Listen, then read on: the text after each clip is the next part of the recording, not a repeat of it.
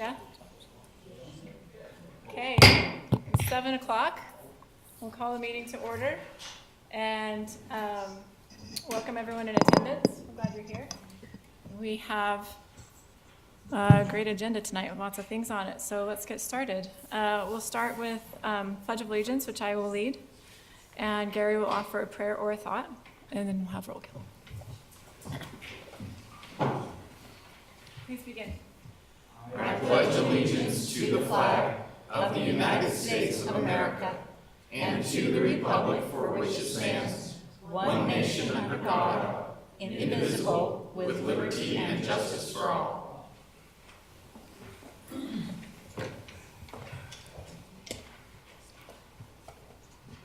Our dear Heavenly Father, we're thankful for all thy many blessings. We're thankful for the opportunity to meet as a city staff and council. We ask you to bless each one of us. We ask you to bless our city staff. We ask you to bless our mayor and our council and our residents. We ask you to help us to be able to go through each item and have thy spirit to be with us. We ask for the guidance and thy help in everything that we do. We ask for this in the name of thy Son, Jesus Christ. Amen. Amen. Thank you, Gary. Haley, roll call. Councilmember Gary Anderson. Here. Councilmember Mark Cottrell. Here. Councilmember David Hell. Here. Councilmember Eileen Moss. Here. Councilmember Blake Winslow. Here. Mayor Jeannie Groberg. Here. Thank you. Number 2, declaration of conflicts of interest. Having looked at the agenda, are there any council members who should declare a conflict of interest tonight? Okay. Seeing none, move to number 3. Reports. 3.1, council member reports.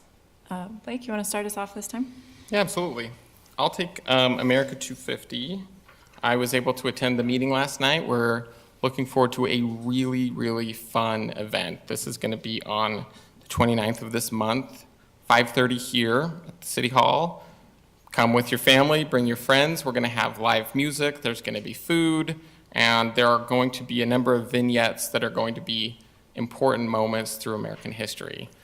Come and meet a few founding fathers, potentially a founding mother with Betsy Ross. And then I want to just specifically call out the Ridge Runner and the images that were put together, and all of this being put together by our city staff, specifically Karen Coleman. She came to our meeting and she provided a lot of help with making sure that we would get all this information and get it out. We're looking forward to a really good evening where we can come and spend an evening, see if you can pass the citizenship test. So that's all I've got. Thank you. Perfect. Excellent. Eileen? Our cemetery committee has not met since our last meeting, but we will be meeting this week. And then we're going to have a presentation tonight by Scott Poole on our pickleball. And Great.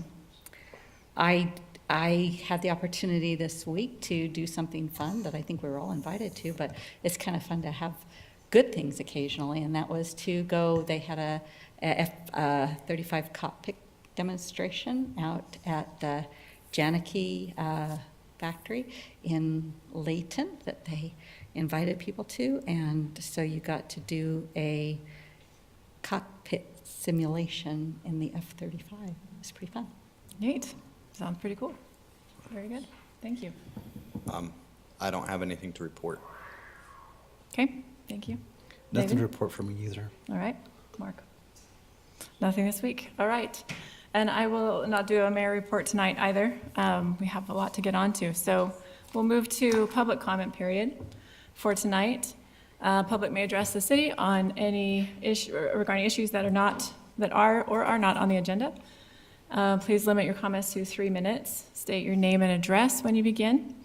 And no action may be taken on items not on the agenda tonight.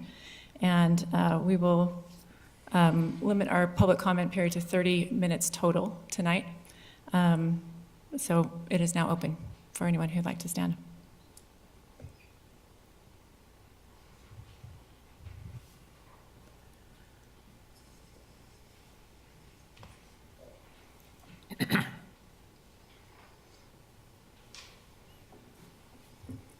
My name is Lane Monson, and I reside at 711 Old Lake Lane.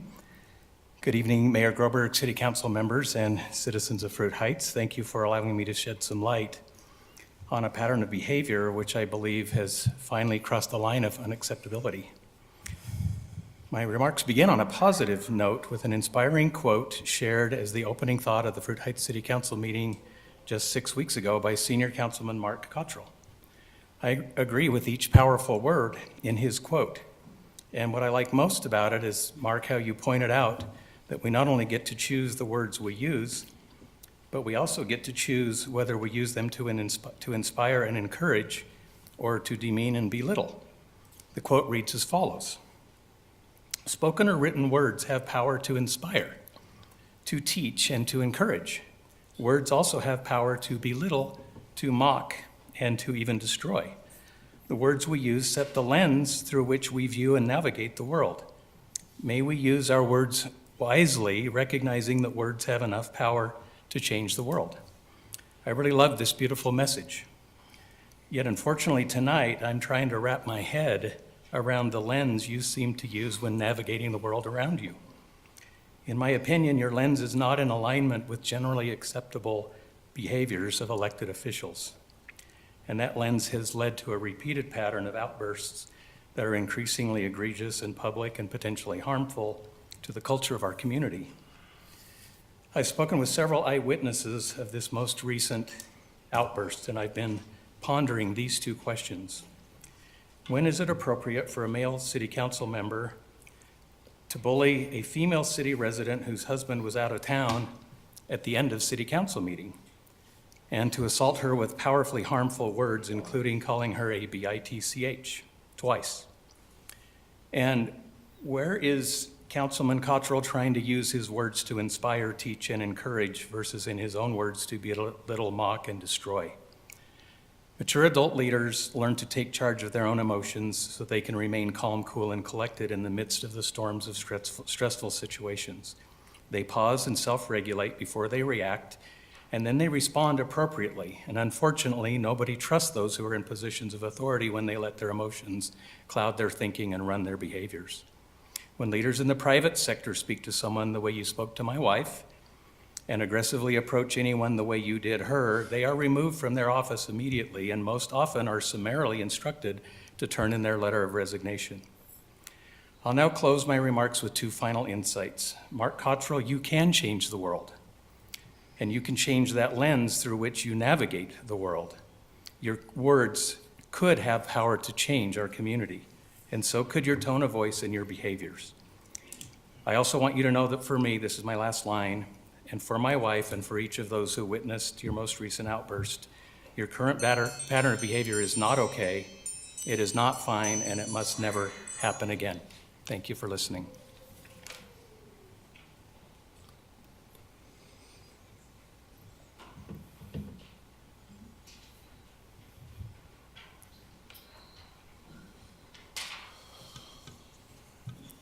Dale Kunkel, 1624 East Old Lake Lane. Good neighbors of Fruit Heights and esteemed city council and mayor. I come to make comments specifically about discussion item 6.5. I find myself in a unique situation in which I somewhat agree with Councilmember Moss on increasing public participation in reviewing and proposing changes to the general plan. Where I disagree strongly is in her motion to have each city council member appoint one person to the committee. I feel like with the vast public sentiment of things such as the city survey was lacking, not enough people participated, not enough open houses, not enough disclosure. It seems to me that 5 appointed people from city council members seems egregiously low to take the pulse of what is actually in Fruit Heights City. I'd also point out that 4 of the 5 city council members live in a geographic location that is basically Center Street, Kaysville, and north. So you all live, 4 of you live basically Country Road or Abrams Way and north, and the other city council member lives almost to the furthest point south. I would propose that we have at minimum 1 representative from each emergency preparedness zone. So a committee of between, I would say 14 and 15 members, and that those members should be from each unique zone to represent the sentiment of the city, and not just an extension of a city council person and their particular thoughts. In addition to that, where the hot button issues tend to be MIH and the golf course and those things, I think it's odd that we wouldn't have residents of our city who live in the closest thing to MIH in our city represented on such a council. It seems to me like we should have at least 1 resident from the apartments at the bottom of Nichols, 1 resident from the Lloyd Trailer Park area, 1 resident from the condos off of Lloyd Road, and 1 resident, from the 8plexes on 650 North. If we truly are trying to get the pulse of the city and what the city wants to do, I don't see how 5 appointed people can come up with that. Thank you.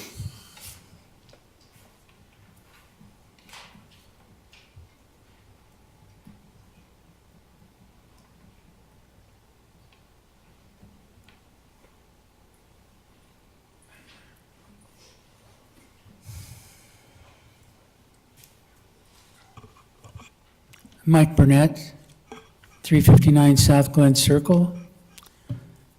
I'm here because I don't want to see the time wasted. I don't want to see it abbreviated, and I just want to echo my sentiments that I have gathered through this long process since I started attending these meetings.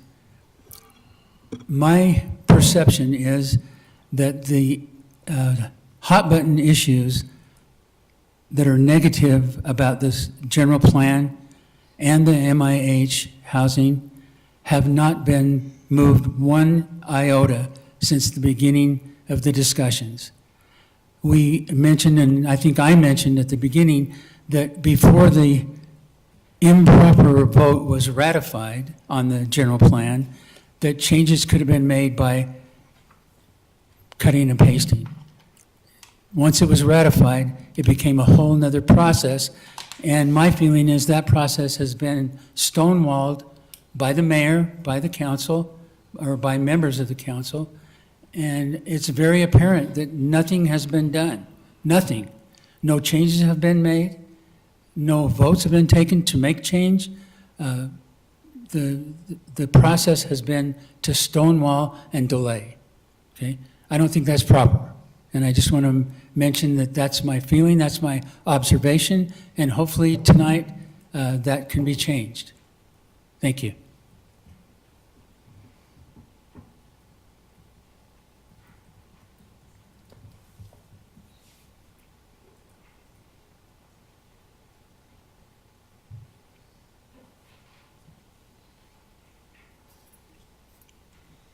Okay, thank you, everyone who has participated in public comment. We will move on to number 5, presentations. We have a presentation from member, or maybe I should say chair, of our pickleball committee. Scott, you want to go ahead? Thank you for coming tonight.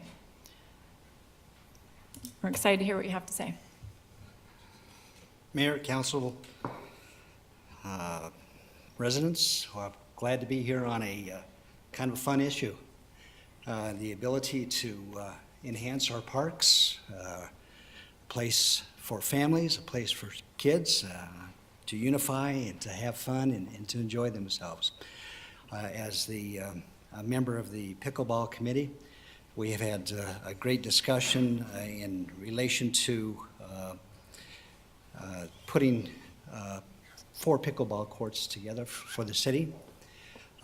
And in an attempt to be succinct, I'll kind of read some of the talking points that I have here. It is the hope that we show the need and usage of these initial courts that we will be able to add additional courts to handle more interest and usage in the need as the need dictates in the future.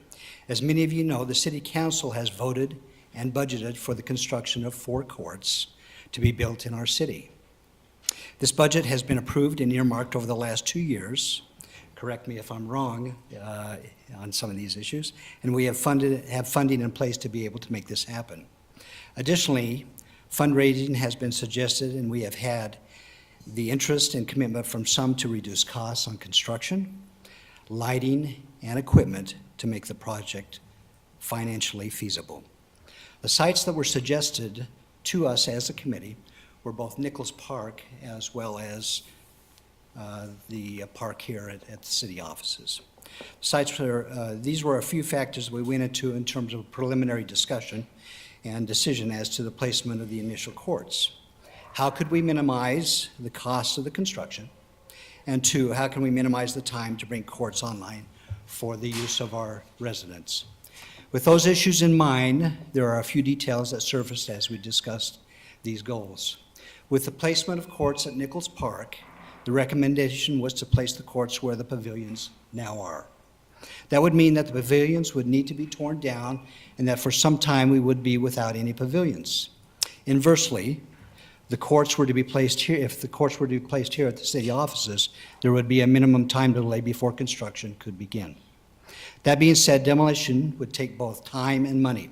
There are no demolition costs here at the city office locations as this, at this location.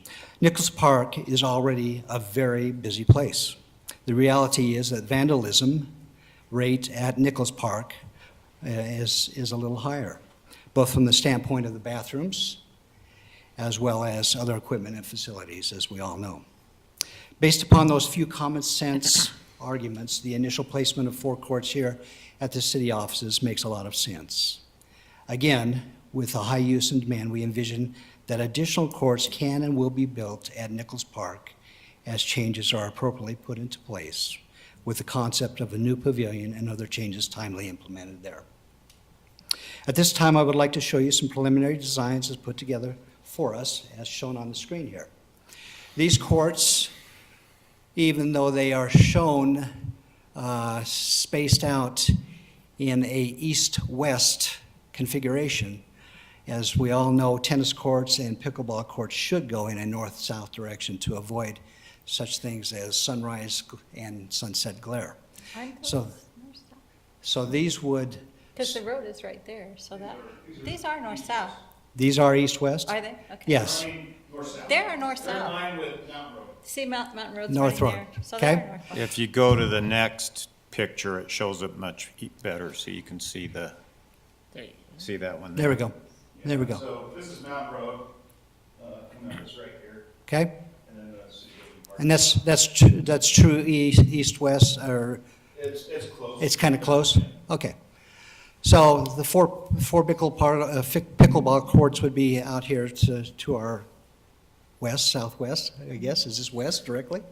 Right there, yeah. West. Right up in this ladder. Okay, right out here, okay, just off the street, so, just off of Mountain Road. So, based upon that, you would have the 4 courts, and in the future, additional parking can be placed. It doesn't show that here, but a possibility of additional parking that might be used not only for the pickleball courts as demand would dictate, as well as our meeting room downstairs.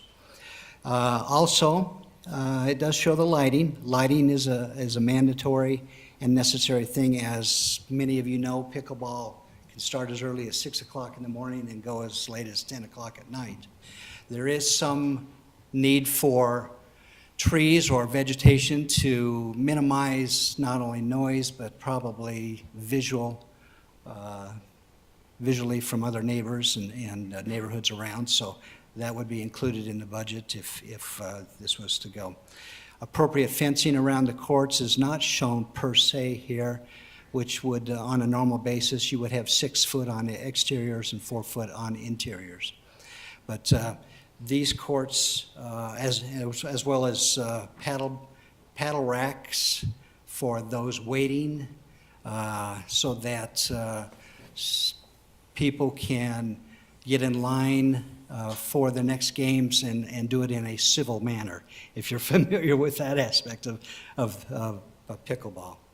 The other thing is benches. I don't think are shown on this, but there'll be some need for benches in terms of putting on your tennis shoes and also just resting between games and such. So those are kind of concepts and things that we see going into this. But based upon that, is there any questions that the council might have for me? Thank you so much. Yeah, are there any questions, council? I think Please go that ahead. placement looks good because of the sound. So basically, across the street, we just have a big field. So it's not like there's houses right across the street. Right, So that's right. that's a nice, And then the city building actually will buffer those folks that are that way a little bit. Yeah. Yeah. yeah, I think the So- drawing looks really nice. Yeah, so with your consent and vote for the city council, we would like to move forward with recommendation to build 4 pickleball courts at this location, and would propose the final designs and engineering be done, and that we go out for bid with the intent and goal to be able to construct pickleball courts for the use and enjoyment of the residents of Fruit Heights. And of course, we would take donations for trees or other amenities as people may see fit. And again, I've spoken to several contractors, several equipment providers, and we do have some discounts that they have offered in terms of laying out the patterns on the courts themselves, as well as lighting and some other aspects. So I think within our budget that has been allocated, we certainly can meet the requirements to make these 4 pickleball courts happen without any undue burden on the residents. I have a question about this. There's a white, you can't see it from this photo, but there's a white structure on some of the pictures. Is that like a pavilion or a picnic area or something? What is Yes, that? pavilion, well, again, I think that's the existing. Oh, There's one out in that Okay. corner. okay, yeah, so great. And this drawing is good, but you mentioned, for instance, that it's missing an exterior 6-foot fence around. and- exteriors there's typically some- would call for a 6-foot fence, interiors 4-foot fence. Farmington, in relation to the new courts that they have put behind Cabela's, has gone with that configuration and have found that that works very well. They have not gone with gates based upon the fact that gates are more of a hindrance than facilitating balls going beyond court Okay. parameters.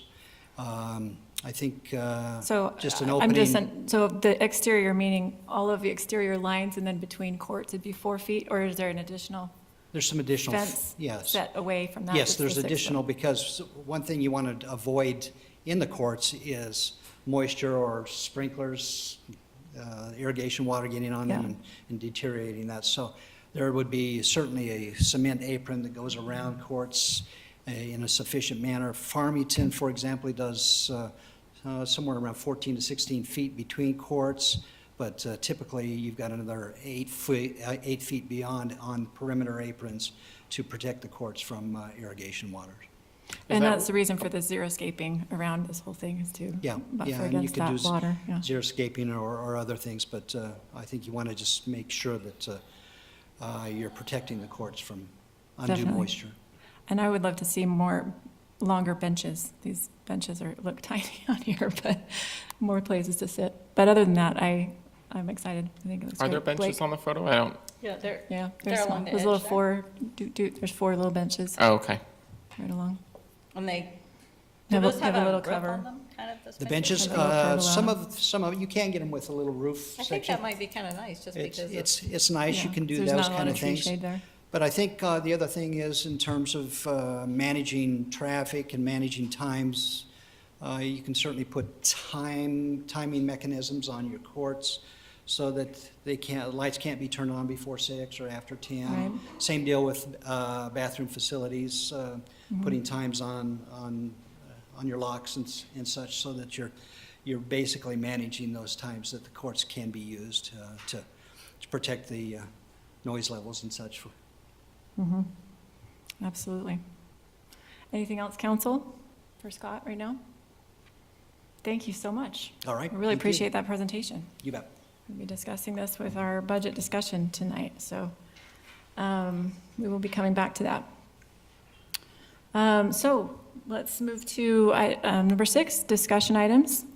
So 6.1 is a holdover from last time. We had the CDBG, or Community Development Block Grant item, on our agenda to sign as a resolution to join, and some questions arose. And we've invited our county expert, Ryan. Please step up here, Ryan. Steinbagel has generously come tonight to help answer any questions. Ryan's with the county, and he handles everything to do with CDBG. So Good thanks for evening, being Mayor here, and Ryan. members of the council. Appreciate the opportunity to be here. Yeah, Ryan Steinbagel. So I'm the Community Services Manager within the Department of Community and Economic Development for Davis County. So my division oversees and manages the Community Development Block Grant. So I'm not sure what was discussed last time as it relates to CDBG, but I figured I'd just maybe give a high-level overview, and then I'm happy to answer any of your questions about the program. Great. So the Community Development Block Grant is a program that's administered by HUD. It's an entitlement grant, so it means if you qualify as an urban community or urban county, you get a formula allocation every single year. The Community Development Block Grant can be used for a variety of different projects to primarily or principally benefit low to moderate income individuals or families. So think things like infrastructure projects, public service activities, affordable housing type initiatives. The county gets about $1 million a year of CDBG funds, and then we also have another program from HUD called the Home Investment Partnership. This is a new program for the county where we get $500,000 annually to do affordable housing type projects. Typically, we grant these, we do grant these monies out to cities, to nonprofit agencies, to special service districts. We've got 3 water line projects we're doing this year, one in Woods Cross, one with South Davis Water District, one in Sunset. We're doing a home rehab project with Woods Cross. We also have a program with Habitat for Humanity. It's our home rehab program. So if you are a low to moderate income person and you have some home repairs like a new roof or water heater or furnace that's gone out, you can actually apply to get up to $15,000 to make those repairs on your home. And we also have a home ownership assistance program. It's actually one of the most unique in the country. So we will give you up to $50,000 to help you purchase a home anywhere in Davis County as long as you're a low to moderate income person. So you do have to income qualify, and that house does have to be under $500,000, but we can do this in any community that has opted into the urban county. So the recertification that was on your agenda last time, so every 3 years the county is required to do a recertification process in Urban County. Part of that process, we sent out a letter to every single city giving them the option to opt into the entitlement community or opt out. Layton and Clearfield get their own CDBG fund, so they are not part of the urban county, but the other 13 cities in Davis County have always been part of the urban county. So we send out that letter, give you the option to opt out. You have 30 days to do so. If you do not, the next step in the process is to execute an interlocal agreement so that you're part of the entitlement community. We submit all that documentation to HUD, and then we get our formula allocation, and we grant that out on an annual basis. So in 3 years from now, we'll go through this process again. For the last, I've been at the county for 4 years, but for the last 2 decades, every single city in Davis County has participated in the CDBG program. So it's not uncommon for, the execution of these interlocal agreements. But I did understand there was some questions or concerns, and I'm happy to answer any questions about the program or whatever those questions or concerns are. Councilmember Moss and I had a great conversation last week. I hope I answered your questions and alleviated any of your concerns. But if there are other questions or concerns, I'm happy to answer those as well. Council? So one of the questions that we discussed was that the county does not have the ability to come in and do something in our city that we don't want. Right. We would have to apply for whatever funds we wanted, and we would get it, but they do not have the ability to come in and give us something that we don't want. Yeah, this interlocal agreement doesn't give the county any more authority than it already has. But for example, if Fruit Heights decided to opt out, we have our home ownership rehab, or our home rehab program and our home ownership assistance program. We wouldn't be able to help any residents in Fruit Heights if they opted out with those programs. So that's one way, that's part of the reason why it's important for Fruit Heights to opt in. So if anybody did want to apply for those funds, they could. We can't do those programs in Layton and Clearfield because again, they have their own entitlement grants. So it's everywhere else in Davis County that we do those programs. Right. But by us opting in, that helps the county. And if we don't use it, that's fine.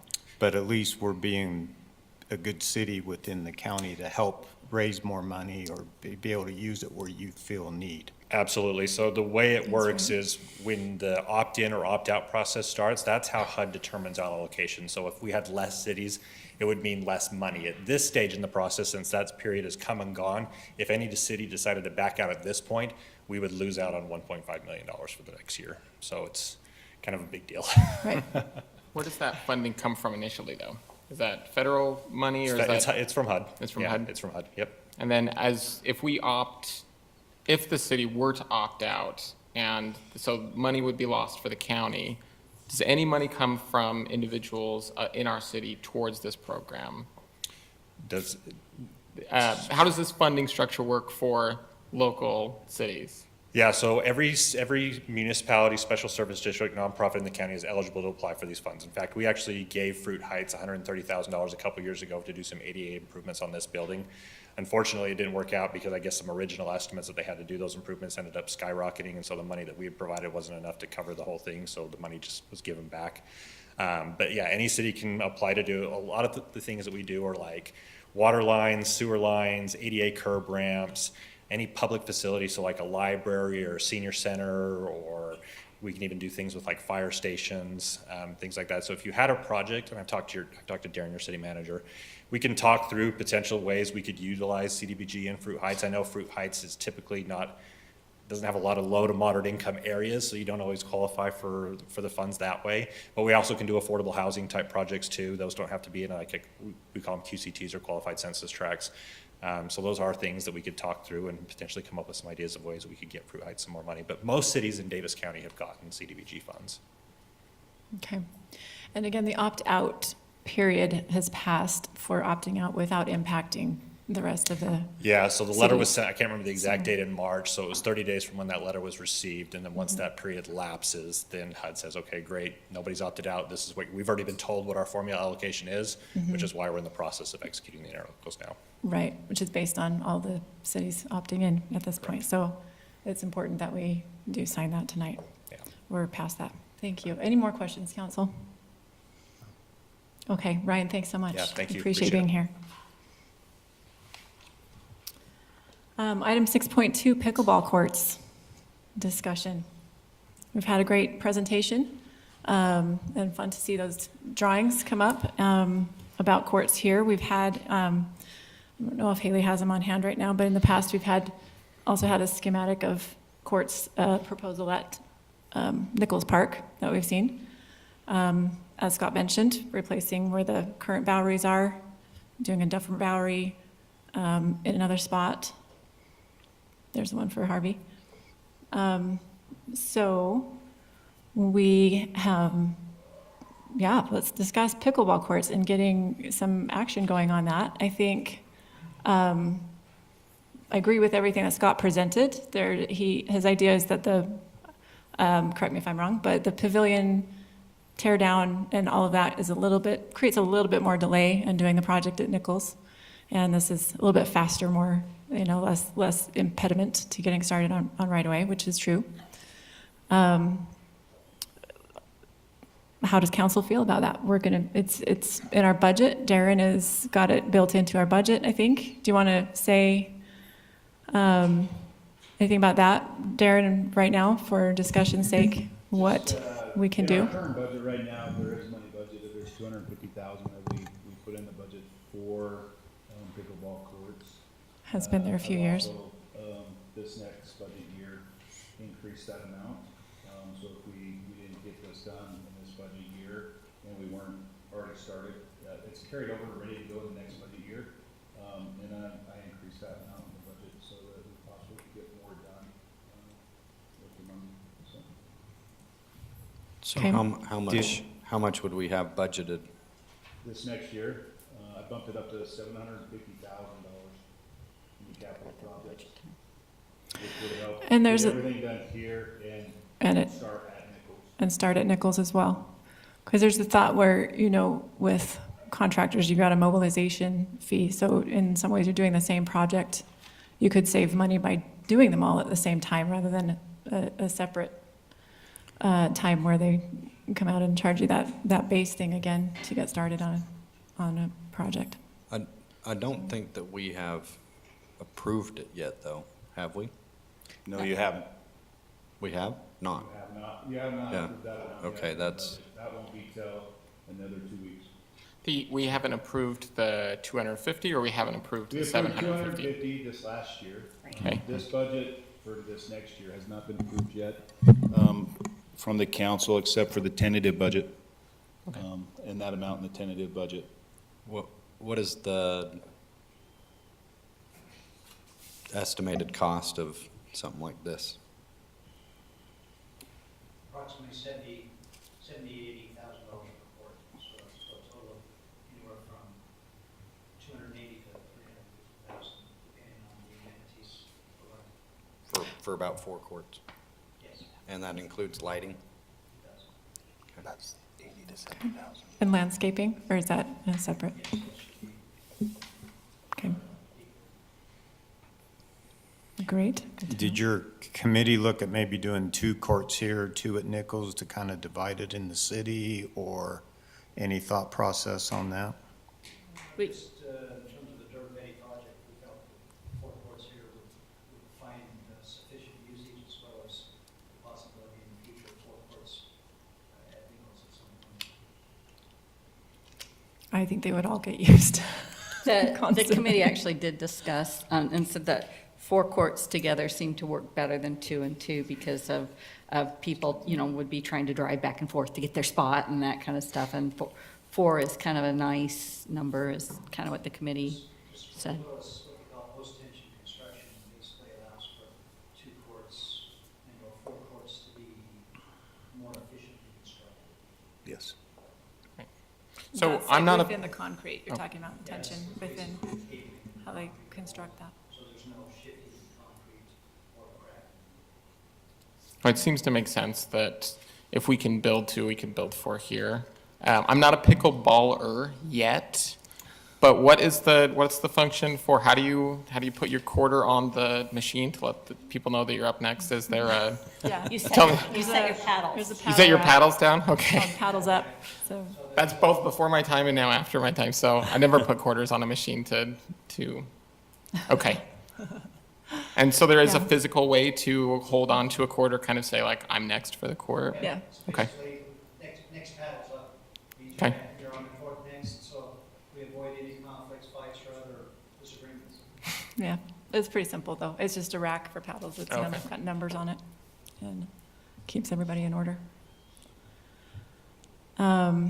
Yeah, so the amount, I think, that Darren has, that we are able to set aside if council chooses, would be sufficient to start both projects with, possibly with the thought, there's demand. There's obviously demand. I think we're one of the last, or maybe the last city in our county to construct our own pickleball courts, so we use everyone else's so far. But I'm sure they would all be used. And pavilions have been, I don't know if you want to discuss pavilions, they are in, not the best of shape. There's a little bit of need to address those anyway, because I don't know if you want to go into that. That's because of the shape that we're supposed to be keeping them in, being that they're on a 6F property and they get inspected and things. Anyway, it would be a good idea for its own sake too. The pavilions are a part of it. That is actually a necessary thing, either to fix them or replace them, and kind of just goes hand in hand with this project. So that's something to think about. I would probably propose that we do round 1 as this project and then round 2 as the second one, unless it's necessary for us to fund it all at one time. That's a budget discussion, it's not a Right. pickleball discussion. Right. Yeah, this definitely overlaps into the budget discussion, for sure. I think it Unless seems you reasonable save to, money by doing it, but maybe you do. whichever Don't know. company might be doing this, to get estimates on both of them and kind of see if there is a a value of doing both at the same time? Or how much that would actually cost? Because we're just kind of going with theoreticals right now until we have some actual estimates. Right. So council can, ask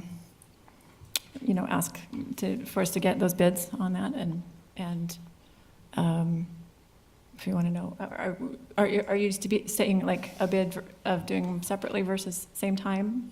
If that's more Well, economical or I think it's just worth getting overall? bids on both of them, whether they're separate or at the same time. Yeah. Okay. You'll just give us more information to make a decision. Is that providing clarity or non-clarity?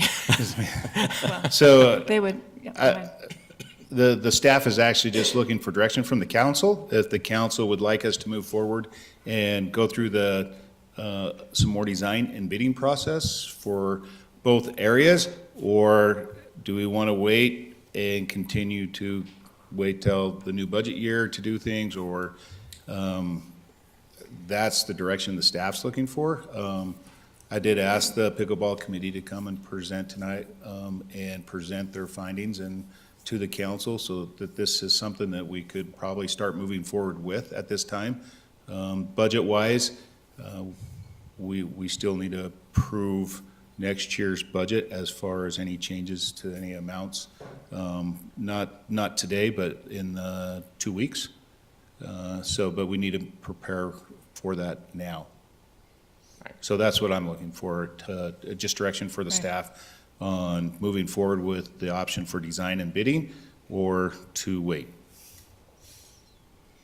And it's just direction tonight from the council, so it's not a vote, it's just direction to move Just forward. direction. And I think we need to get into the budget area before we really make those things. I think we ought to be talking about all of our budget things before we make that final decision. Okay, that's going to come up here in a couple of items. Item 6.3, temporary access across city property for adjacent property up on Bella Vista in Farmington. This is the second time we've Is this the had this. Martineau? This is the Martineau, yeah, What are they offering to Project. do for us? So I did go back and talk with the engineer about if the road would match up with what we had kind of designed for the cemetery. That far south did not line up, and the steepness where they want to go with it did not line up with what we had in mind and what was drawn. I did go back to the Martineaus and talk to them again. I actually just talked to Scott before I came into this meeting. They're still looking to see if they can get the temporary easement. I did put an agreement together. I've sent that off to the attorney. I'm just waiting for his legal advice on that. They did come back and said that they would offer a $25,000 donation to pickleball courts if that would help them move forward with it. nice, okay. So as far as the steepness, when you're looking at this, that's why the obliqueness of the line there, but it still not going to impede on the bike But it's not going trails. to impede on any of the trails where they want to come down through. It stays off the trails. It just, as you come farther south, it gets more steep. Talking with the city engineer, the plans that they kind of drove up, looking at the different elevation and lines that were there, their first switchback is farther back because there's a spot there that's not as steep, so they hit that spot to bring it around to keep the elevations. As the farther south you go, it gets really steep before you can drop off. So as far as a construction access, they seem to work for what they need to do, but that's just part of that. But it doesn't work in any way for Cemetery Road. It extends going over a lot farther and then a lot more trying to build it up because of the drop to be able to swing a big turn to come back around, where the slope farther to the north is less, so you don't have a big fill trying to fill up to come around, just looking at the topography of the area. So what the city wanted was the farther north? Yeah, it was farther north than where they want to come around with theirs. And then, is part of this that they would restore, or are we looking at keeping it as potential? They would restore it back to how it was. They would also make sure any amenities that are on city property at this time would all be removed off city property. Or would that be better to leave it for potential fire access for a brush truck? I still don't, even in that, I would think we would still just either use the road that they use for the aqueduct as part of that fire, and not use the other, and restore it to as close to original as we could at that point. Well, what was the reason that the city wanted it more north? Is it because? The elevation and the topography of the land. It's not steep. It gets right there at the very south end is pretty steep. And to make the corners, you have a lot more fills. So I would imagine that the reason the city was interested in that portion is because it would be less money to make it happen. Is that meaning they wouldn't North have to of do there, as much? North of there, as you make, because it's a couple switchbacks to make it work. Okay. North of there, you're not as steep in your switchbacks, and you don't have to make them as tight because of the elevation. You can bring those in at a lot smoother. As the farther you come back south, it becomes a lot steeper, and you create a lot more fill and walls to make that sweep. Okay. And But- so they're not willing to entertain the northern spot? If you go to the northern, you're really getting to all the trails and everything at that point. Well, where we're showing right now, is that what the city wants, or is that what they want? That's just a boundary line. So back up here is where there's not a steep area. As you come this way, this is, right here is not very steep. Here is very steep until you get down to here. So where is it they want to put theirs? They want to come right here, And where did our city engineer want us? back here, in this spot right here to bring us down into, because you can make those sweeps bigger. And it's not as steep in those areas. One of the questions I had previously was about erosion control. Because it is steep, and that could be a potential issue there, especially depending on how long this road's there. They'll put in all their SWIP stuff to keep everything on that area where they're using it. So it's not going on to the trails and stuff like that. And preceding this, the issues with the access that in that area that led to this being kind of entertained, is it just that they can't get down through their property? Is that still the issue? If they go down through their property, they end up having to take out a sports court and then creating a big road down through there. And it's so steep. Yeah. And it, once again, their backyard is very steep. Currently, they go, as you can see, the yellow part or down at the bottom of the property, coming up in, they go up through the HOA and come up through that way. The HOA is now wanting to redo their road and don't want any big trucks or anything driving on it. And so they're taking that access away. So they've already begun some of this construction? on Yeah, the property? he's dug a big pool up there, but he's Okay. used the other road to get into there. And so the other road access will go away in September. I So see. they're Yeah. hoping to do whatever they do so that they can continue their 2-year building project. And then not go through their sports And no court longer there? go and- through I see. the HOA, and they don't want to go through their area as well. But I think $25,000 is a nice donation, but I think what we're giving up for the city is quite a bit. Now, I'm the not 20 sure- I'm not sure that- 25,000, is that from Martineau, or is that from the homeowner, or could we Martineau would get? just- That would Or probably could just we be get from both? Martineau. That was just a number that was thrown out by him today.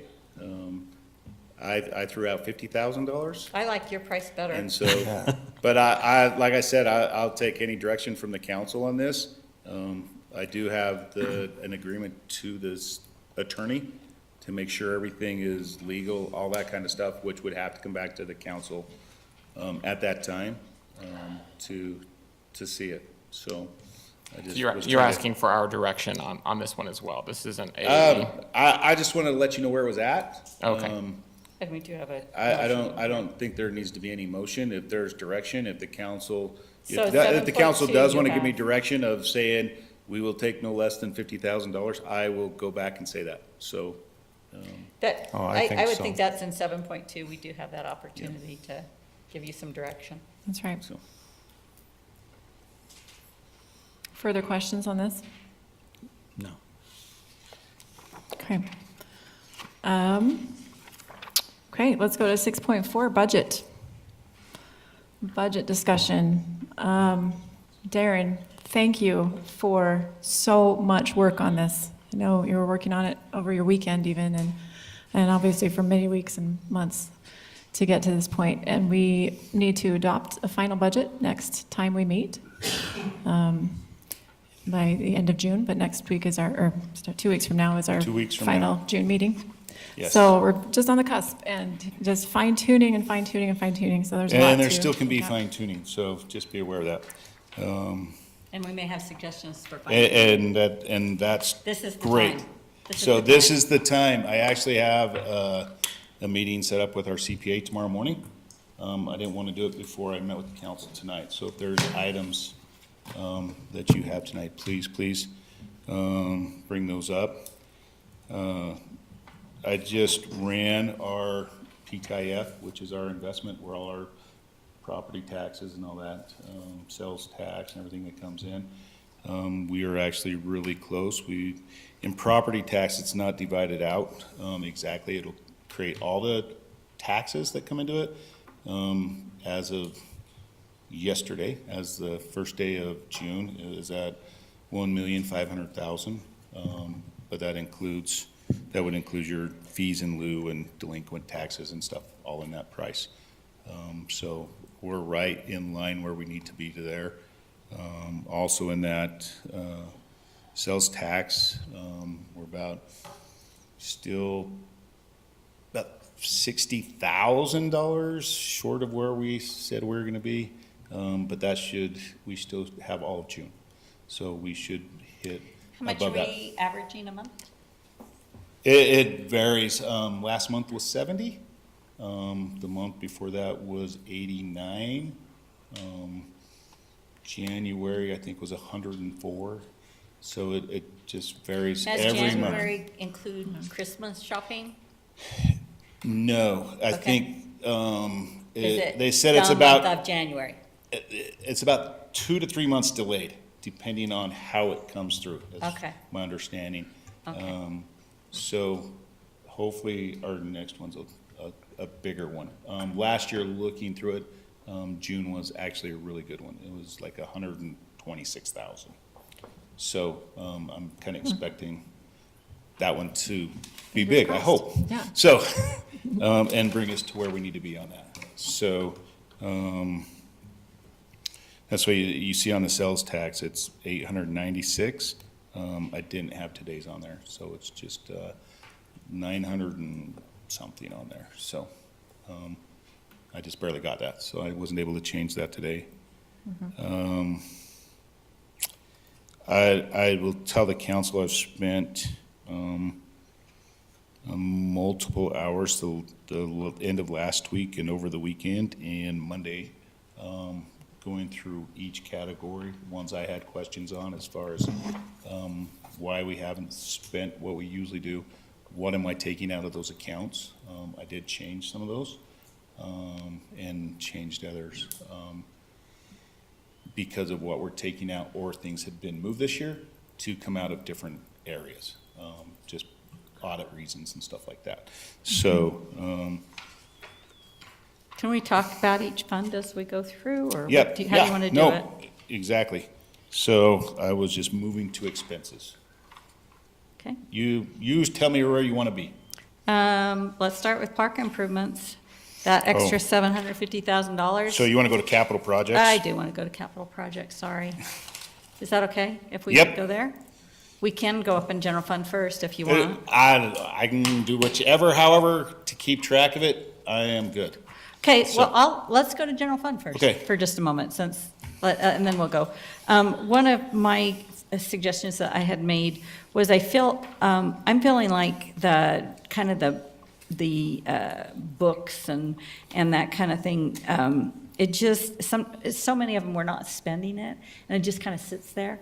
And I was wondering if it would work to take a 5-year average and have that be our budget, because we can always go in and amend it. Right. But if we took a 5-year average of what that actually was, rather than just carry this same amount over and over. every year. And I did start that Monday. Okay. Going through each one of those. Uh-huh. And looking what the expenses were, because some of them I'm finding out, we may not take that out anymore. It may have got moved to a different Yeah, account. and it's, And so you can see there are some of those that have changed. okay, As you're going through there. Yeah. It may have changed very little.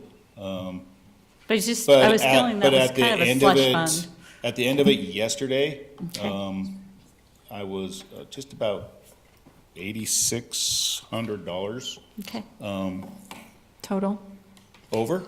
Oh, sorry. So I think we on weren't books. spending, we were My saving another subscriptions. $8,600 right. by changing some of those amounts and going through and seeing what was being charged and what wasn't being And charged. that's what I'm saying, and then we wouldn't have to have it in our budget, and then it can be in our capital projects Yeah. fund, and we can say, we can use it, Yeah. instead of having it be there year after year and not really using it. And I that's think, what I started doing. So Thank you. That was part of your. yeah, it was part of my things thing, last And so time, I've been trying to work on that the Thank you. last couple of days. because So- I think it just is helpful, and then, like I said, I know you can have ups and downs and different things, which is why I suggested the 5-year average on that one, so. I have not gone back to 5 years. I've just come back the last couple of years since Okay. I've doing it because I have those Well, numbers. but maybe as we But- continue on, And then as we continue forward, that's definitely That- something we can continue to look at. that might be something that would be helpful. Okay, anybody else want to say anything about the general fund, or? Well, I do have a question about we talk about the capital projects, like for the pickleball courts. Yes. There's a portion of that that's probably like a protected fund, where it's part of a parks thing, or no? I'm a little So, confused. any of the Impact fees, restricted should we- fees that we collect right now would be used towards that, but the park impact fees were used years ago on a park project. We're ahead. So we're ahead of what we're collecting impact fees, which you can do. Talking to both the CPA and the auditor, that is something that you can go in and fix, and go through that process to zero that back out, because the project is paid for, and bring those numbers back to zero. But usually when you do that, it sounds like that's when you do a park impact fee study, and you go through the study, and then you start again with that. So I haven't looked at doing a park impact study right now. So 100% of the capital project for pickleball courts, is it coming out of the general fund? It's coming out of the capital projects Capital fund, projects so, yeah. Yeah, it's not restricted. Yeah, it's a non-restricted, It's a non-restricted. so. So, and that's where I wanted to go to. Are you done, David, or Yeah. just something else? I wanted to go there because I feel like I get To that. To capital projects, that 750,000 Okay. for park improvements. Yes, That was not on our original budget. it was not. And I feel like that's not something that the community as a whole has been able to maybe look at. I feel like that's a big chunk of change. And when you look at, I get that pickleball is popular, but I'm not sure that's where we should be putting that much money. And so if we leave that money there, I think, this is me, and we can vote on this, but my thought is I don't want to earmark it for the pickleball and Nichols Park until we have looked at other projects around our city that need attention. One of the things we talked about several years ago that people were very excited about were some basketball courts and some of those other things. And so we've suddenly earmarked a lot of money for parks. And maybe that's where it should be, but, you know, when you look at that, that's a third of the sales tax money that comes in every year. So it's a big chunk of change when you start looking at it like that. And so I would say if we leave that $750,000 there, I would suggest that we need more discussion on how we really want to spend our money before we commit to more pickleball courts. Because pickleball courts can also come through donations and different things. And again, you're targeting a segment of the community, and there's a lot of other members of the community, perhaps the members of the community that are using, you know, the Fruit Loops more, or the members of the community that are using the younger children's toys, those kinds of things. I think there's a lot of different things, and it's thrilling that we have money to spend on things, but I think we need to, personally, I think we need to be a little reserved there. And that's not just designated as pickleball, that's why it says park improvements. Right. So it could be used or designated for anything at that point. Picklebars is what we're working on now, and Boweries are the two things that we're working on. And again, I know those Boweries are struggling a little bit. It hasn't been but a few years that we put new roofs on them. We spent a lot of money to do so, and we haven't necessarily kept them up, as maybe they're falling apart, I don't know. It's underneath falling apart now, all the concrete and the benches and the tables, so that's the. It's a lot. Yeah, you're not looking So. great. So, But I will tell you, some of the increase on that was after the council meeting the last time, saying that we needed to spend a little bit more of that money that was in saving on that. And so that's one thing that had been talked about as the council, not using restricted funds to do this, and use the restricted funds for the roads, which they are for, and those kind of things. And so that was the reason I are took you that. moving this money out of the Vehicle and Service Fund or out of capital didn't. projects? Out of Vehicles and Service, Yeah, I moved- which was too high. Okay, Yep. that's, So if we were to vote and keep it at that number, we don't necessarily need to say yes to it all going towards pickleball No. or anything. We can It's come back and look at Yep. You can, the potential council come projects. back and say, yes, here's what we're spending on pickleball Right. to get those done. The rest of it, we are spending on Boweries. The rest of it, we're spending on basketball or whatever that project is.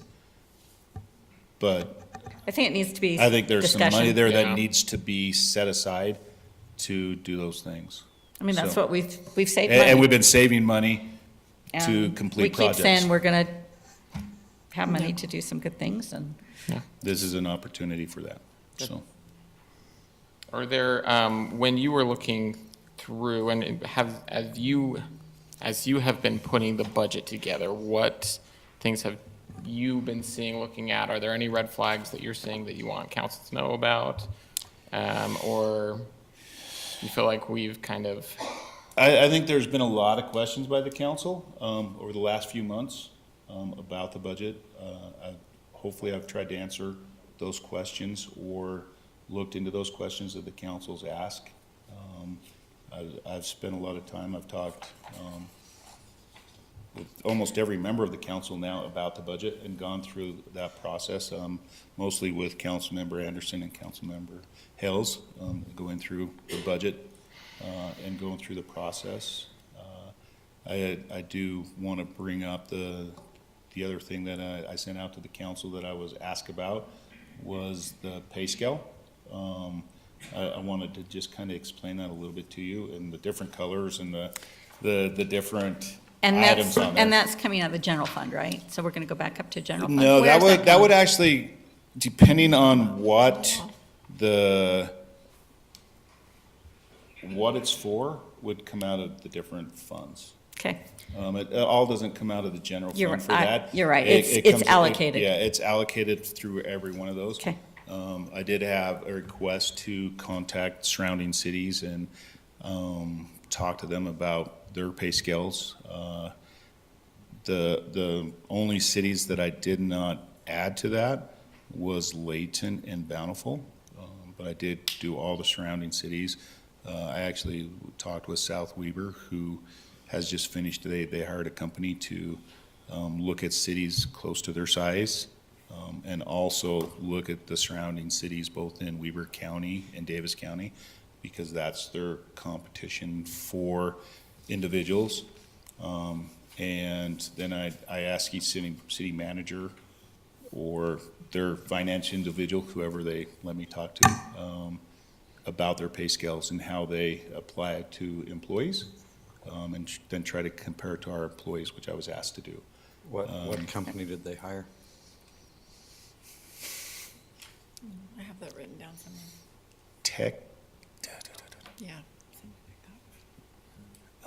I do not have it written down, so I can't answer that, Carrie. And what COLA are they doing, South Weber? 3.5% this year.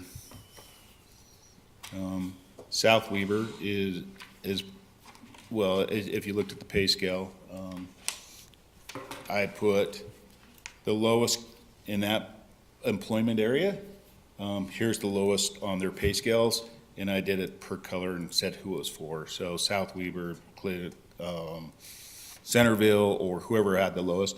And then I also took the average from everybody in the county and put that average together and said, here's what the county average is for those same positions. So- So it showed the lowest, kind of where we are, and then what the county average was. So Darren, you are building in a 3.5% COLA plus a merit. Yes. But on the merit, what's the total pool? What's our total exposure? If everybody did everything, what is our total exposure?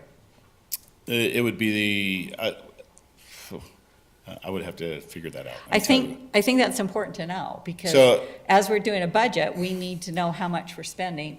And so we need to know what that total exposure is. I mean, if we say a 3.5 probably potentially So makes sense. I will, on the COLA is what I did. I just took the average. I put all the employees' wages together, made an average, and everybody got that same amount as a COLA. So if you're making more, you got the same as the individual that's making less. I did that as a COLA to kind of flat across the board. Well, I only got a 2.8% COLA last year, Social Security. But you get a new one this year, so, on the council. Everybody gets it. You guys are gonna get a new one this year too. So, And- but. and so- But that is the average out there right now, is that, with almost all the cities. It's about a 3.5 this year.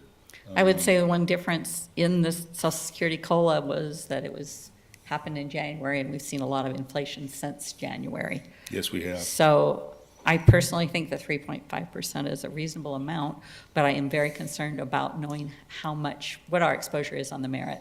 I will put that out. And so I think we need that before we pass the final budget. that's fine.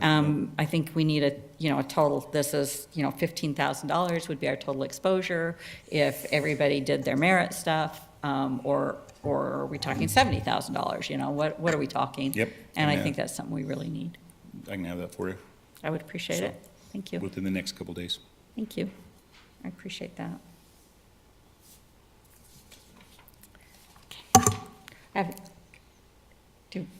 When on that, so I don't know thank you for explaining the color coding on this sheet of the things. I just want to reiterate, you can read there, red is your county average that he's taken.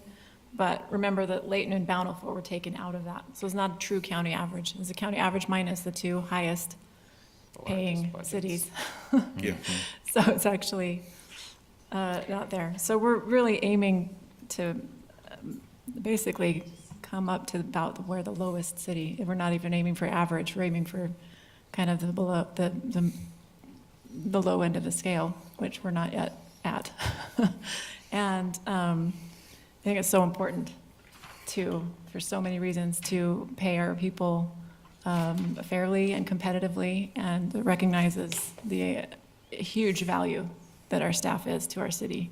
Every one of them brings a lot of value, does a lot of different jobs in our city. So I know that was a ton of work to put that together, to find all those, and gather all that kind of information from other cities. And it's really important, really, really important. And I can have those numbers too, to show you where it meets. Appreciate it. Just a single figure, Yeah, I just, floor and ceiling, appreciate just it. a sum. Yeah, appreciate it. Thank you. So I just had one follow-up question on the capital projects. Yes. There's an item for restrooms, mountain bike restrooms and trails. We're not approving by this budget to actually do those. That's No. just allocating money towards capital projects in general. Is that right? Yeah, park improvements in general, yeah. Okay. What would we spend $200,000 in trails on? What are you looking at? I didn't budget anything on trails And this on time. I did on it, that's This for is- future. Yeah, Just different trails coming off the Bonneville Shoreline Trail, all those. are we gonna have to pay for all that ourselves? No.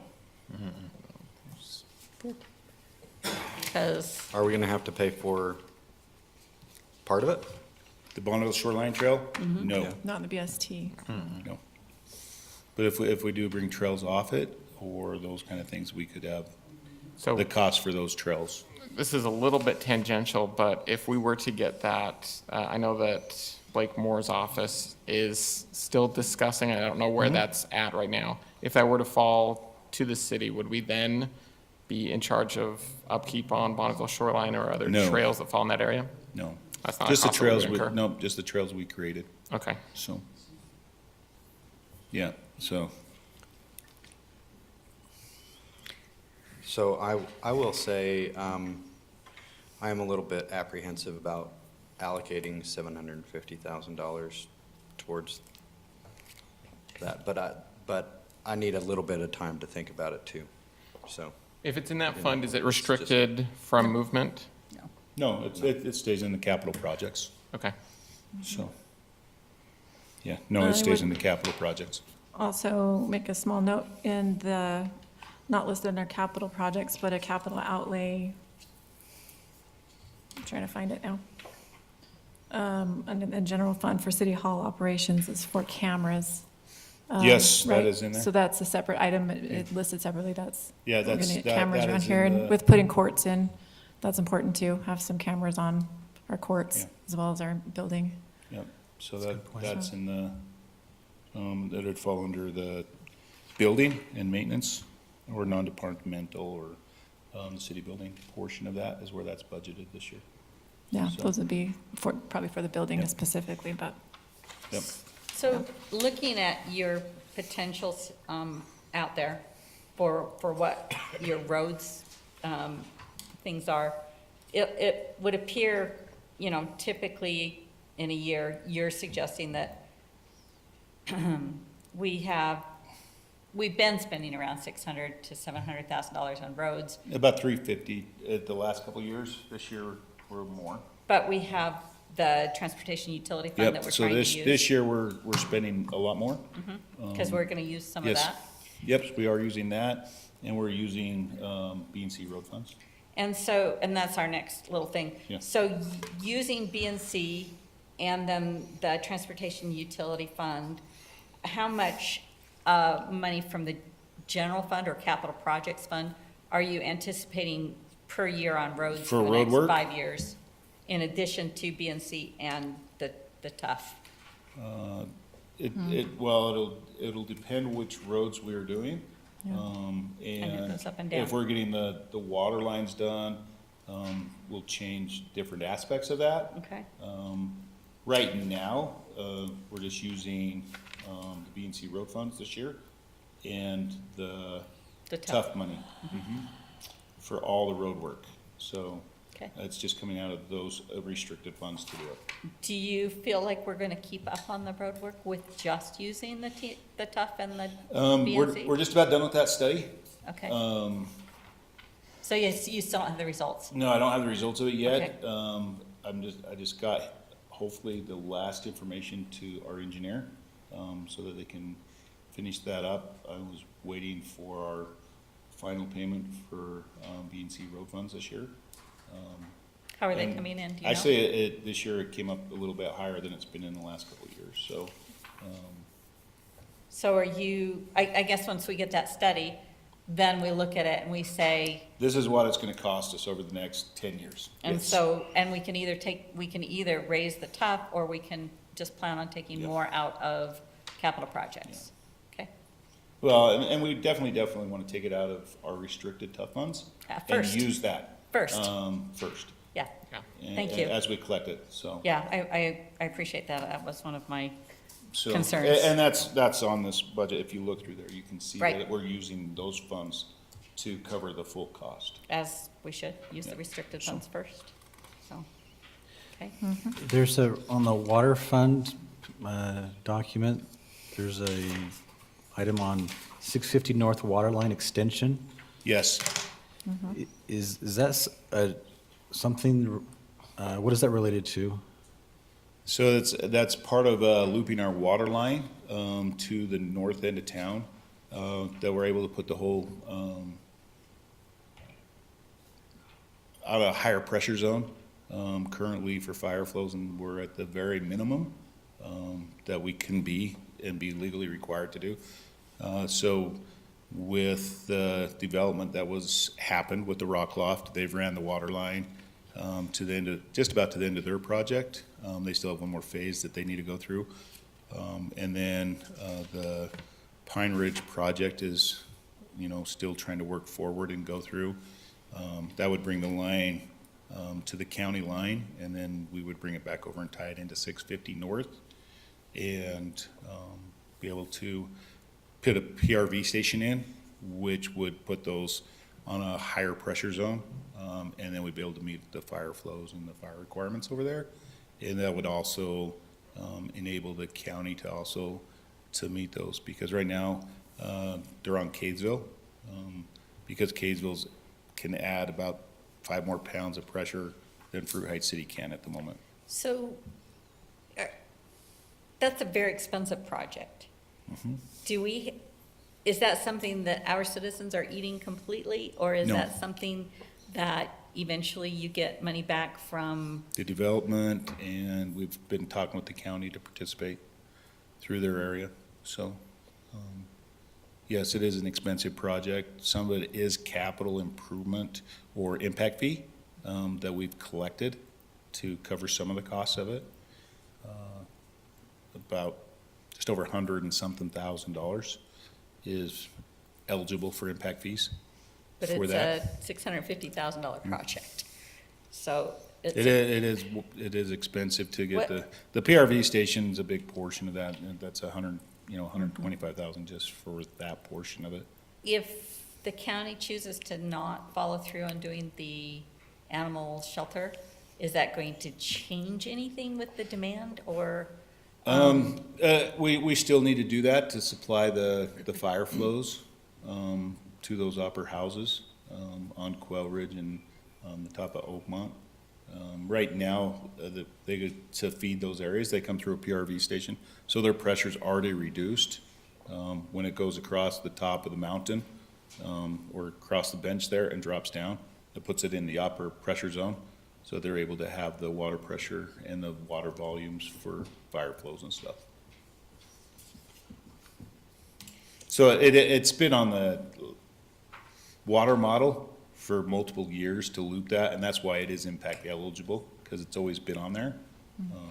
And so, that's just, So we you try to do it as the developments go along and do it at those times. You anticipate, as some of the new houses go in, that will help pay for some Yes. of it? How much, about how much? So the impact fee is, just over $107,000 eligible. Just only 107 is eligible? Yeah. Okay. Yeah.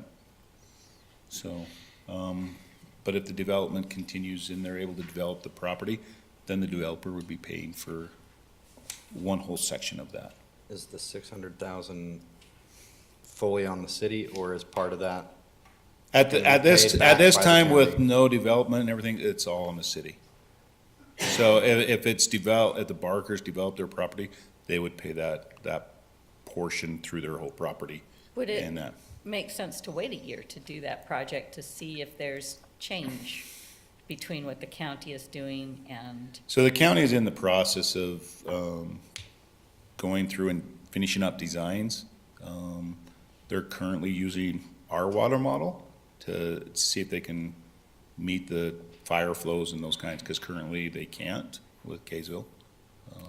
So there is a little pressure that the county would like us to proceed, and that's a good way to get them to help Okay?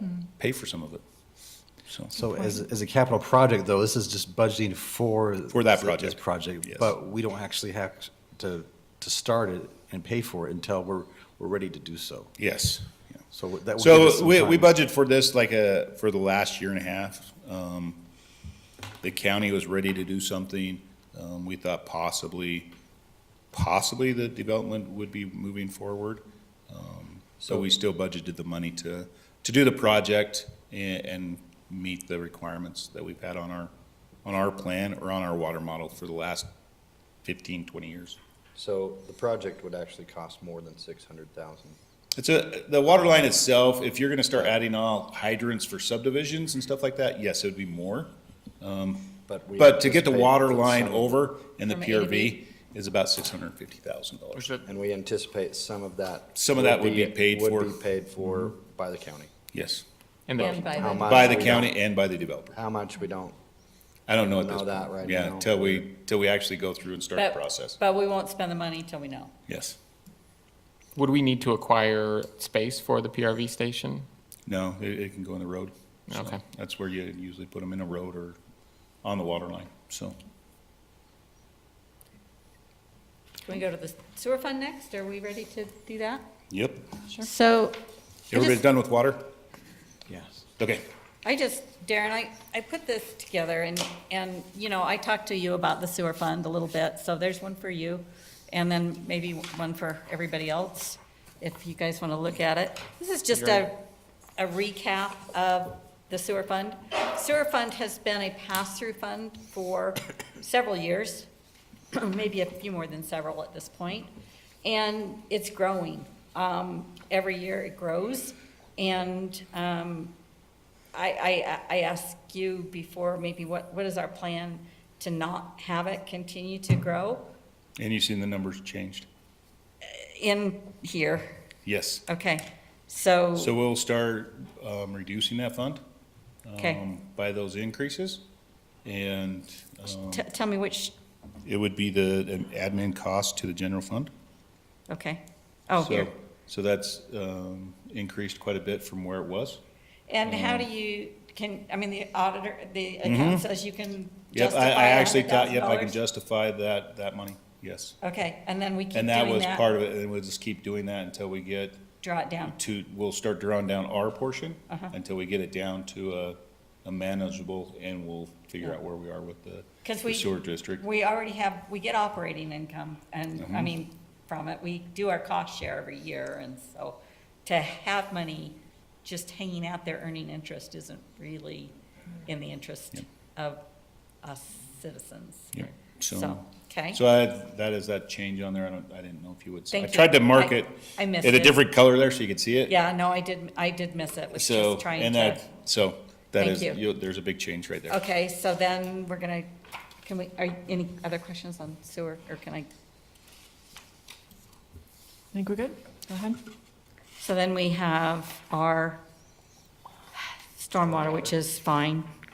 I didn't have any questions on stormwater, but maybe someone else does. And then None on that one. Everybody okay with stormwater?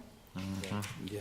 I think the next one's solid waste. solid waste kind of had the same thing. Darren, you and I talked about it again.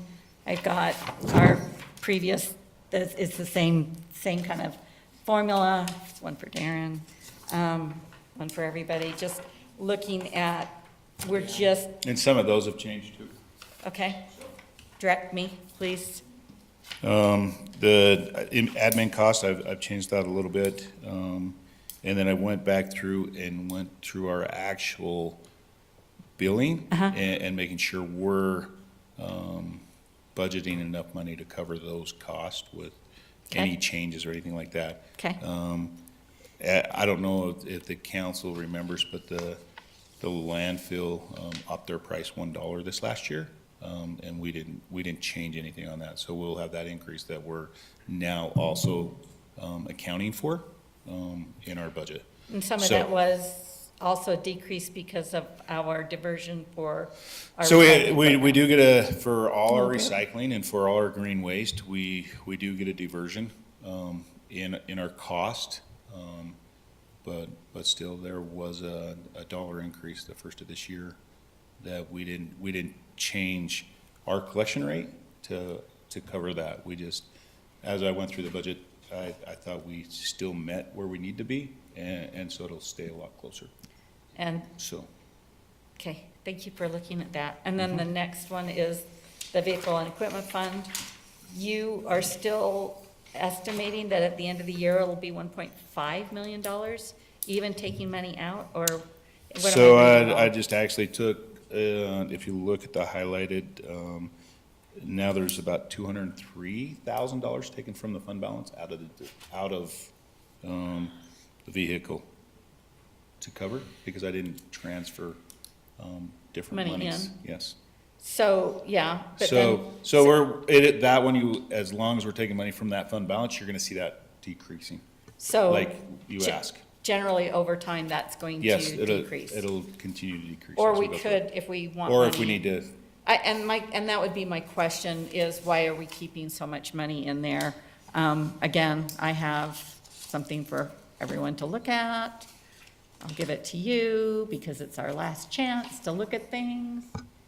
And it's kind of the same thing, wondering if we should put more of this money into our capital projects fund.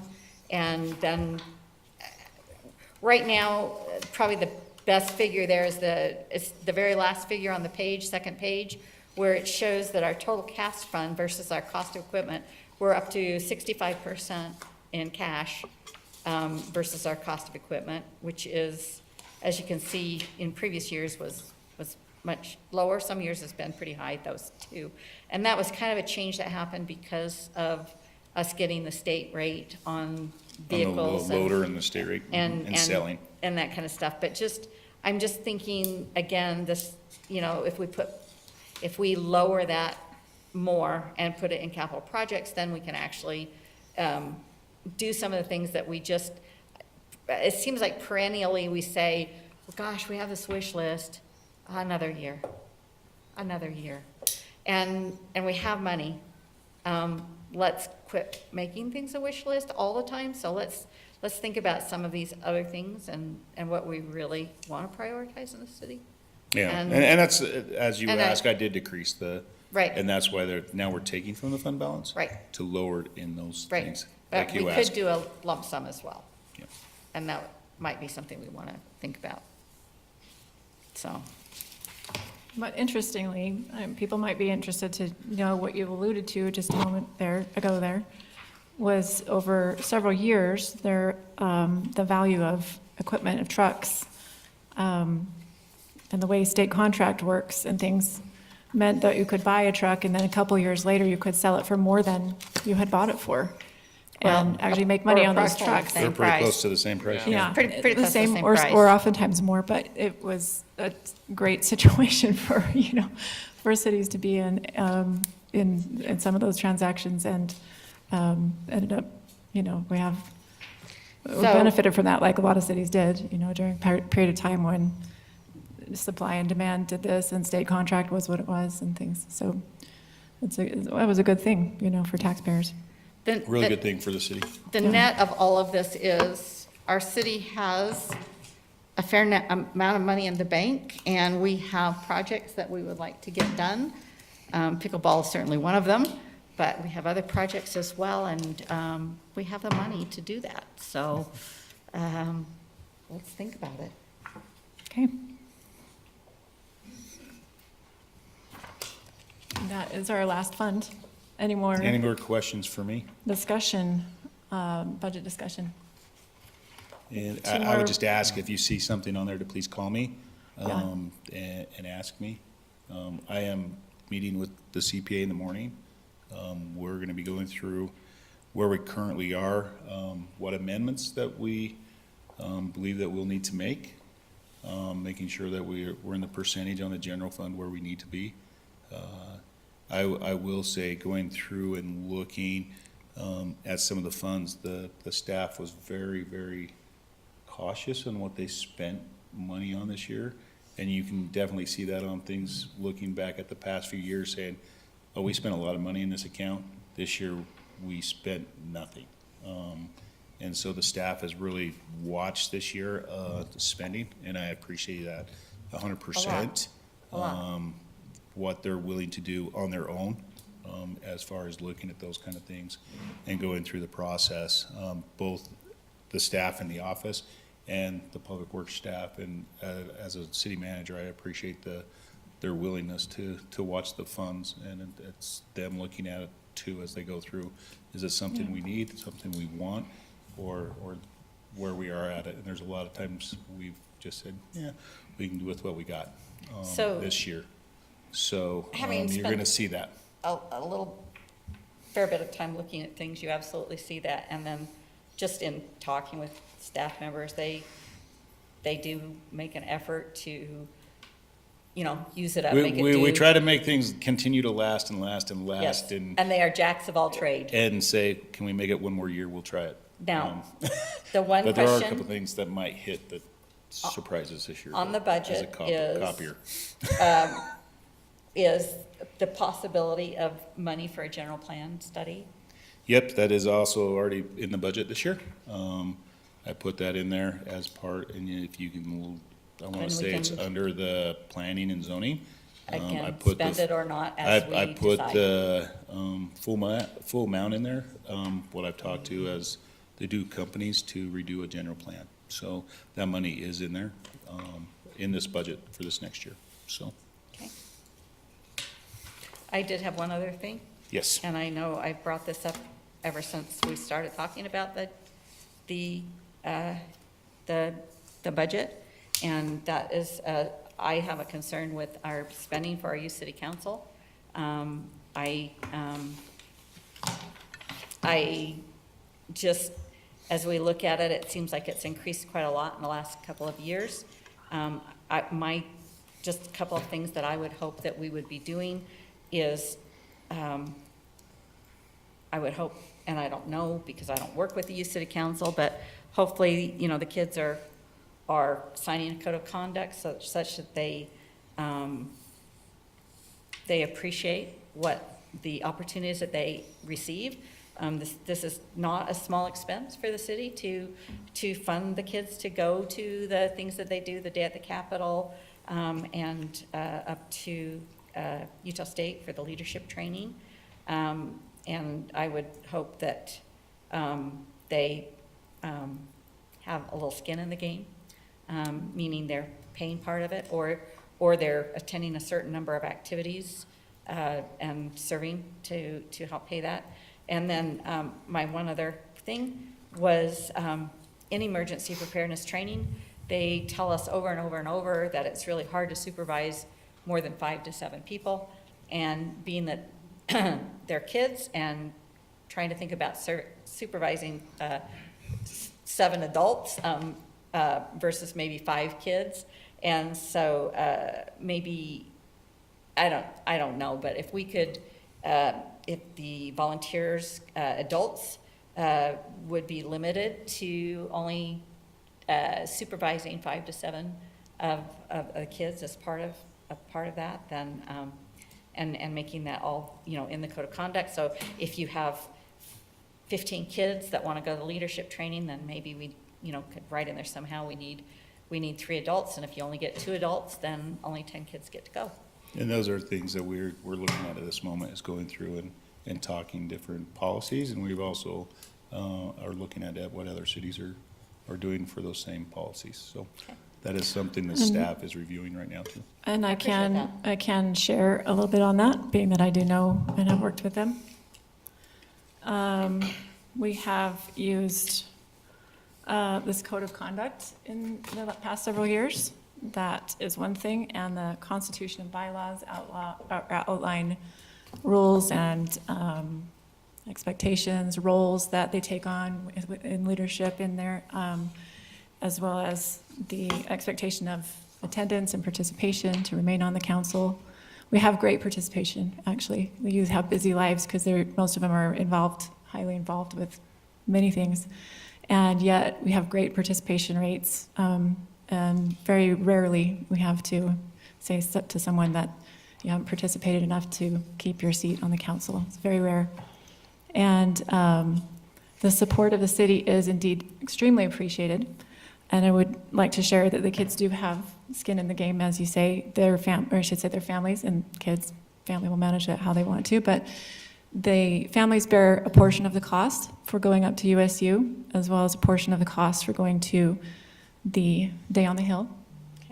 And the city pays the most of the cost, but the families do pay some. And they also pay the entire cost for their apparel. So the city doesn't pay any of that. There's a line in there for apparel that you see, but that's only for the advisors. Because we don't give them a stipend or anything like that. So I think it's only fair we would buy the apparel for advisors who are stepping in to volunteer. Let's see, what else you mentioned in there? Limiting numbers. I think that's a reasonable idea. I would not limit the number of just being on the council, because this is an opportunity of youth to serve. And I don't want to limit kids that say, I want to serve my community. But in attending events, I think that's reasonable to say. And the USU actually has a limit on how many you can bring. And to have a ratio of adults is a good idea. So, yeah, my experience being their leader has been really good. We have awesome youth. They do so many great things. And I think they deserve our appreciation and support in doing that. And the youth, when we look around in our world today, are in crisis. You know, there is so much need to support our youth, to help them as they face this world that they have to grow up in that's unlike the world that we all grew up in. And I have a passion for that. Obviously I do, because I've spent a lot of my time doing it, but they are great kids. They show up, they do a lot of things. They fill our Easter eggs by hand, which doesn't happen in most cities, you know, and they do many other things and have gathered just so many food donations for our food banks and all kinds of great stuff. So speaking as a former youth advisor, I've appreciated greatly the city's support of those youth and seen them grow and come together and spend time off screens doing productive community-oriented things and leadership-oriented things. So thank you for the past support of them, and I would encourage continued support of them, and with good guidelines is fine. I think we have some in place and we can certainly refine them, but thank you. Any more questions about the budget? No. Okay. Thank you, Darren. Thank you. Thanks, Darren. Thank you so much for addressing the questions that I brought forward last time, too. I appreciate that a lot. That was really thorough. Thank you so much. That was great. Okay, moving on to item 6.5. Sorry. I'd like to make a motion that we move 6.5 down to right between 7.2 and 7.3 so that we can address each thing and perhaps maybe chunk it off into several different motions. So I'd like to kind of suggest that if we could go ahead and take action on item 7.1, 7.2, and then discuss the general plan stuff with, and then at the same time with the approvals or disapprovals. That's a motion.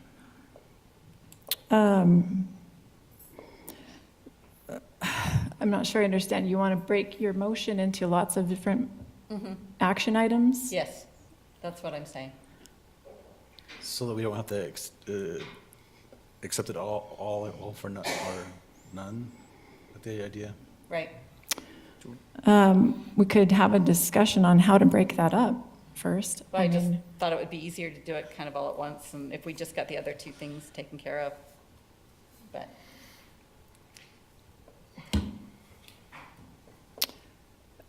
I'm not sure about changing the agenda in that fashion. you can. I talked to the lawyer today. But if it doesn't get a second, then it doesn't matter. Yeah, I'm not sure about amending it that much. That seems like a big change in what we've put out as our agenda tonight. So, I mean, we do have an item to vote on general plan updates, but Just a question for process. Do you have specifically them broken down into, do you have a number of them, or are they going to be So, motions and then discussions after? no, I think some discussion would be very healthy on everything. And then, thinking that the general plan updates,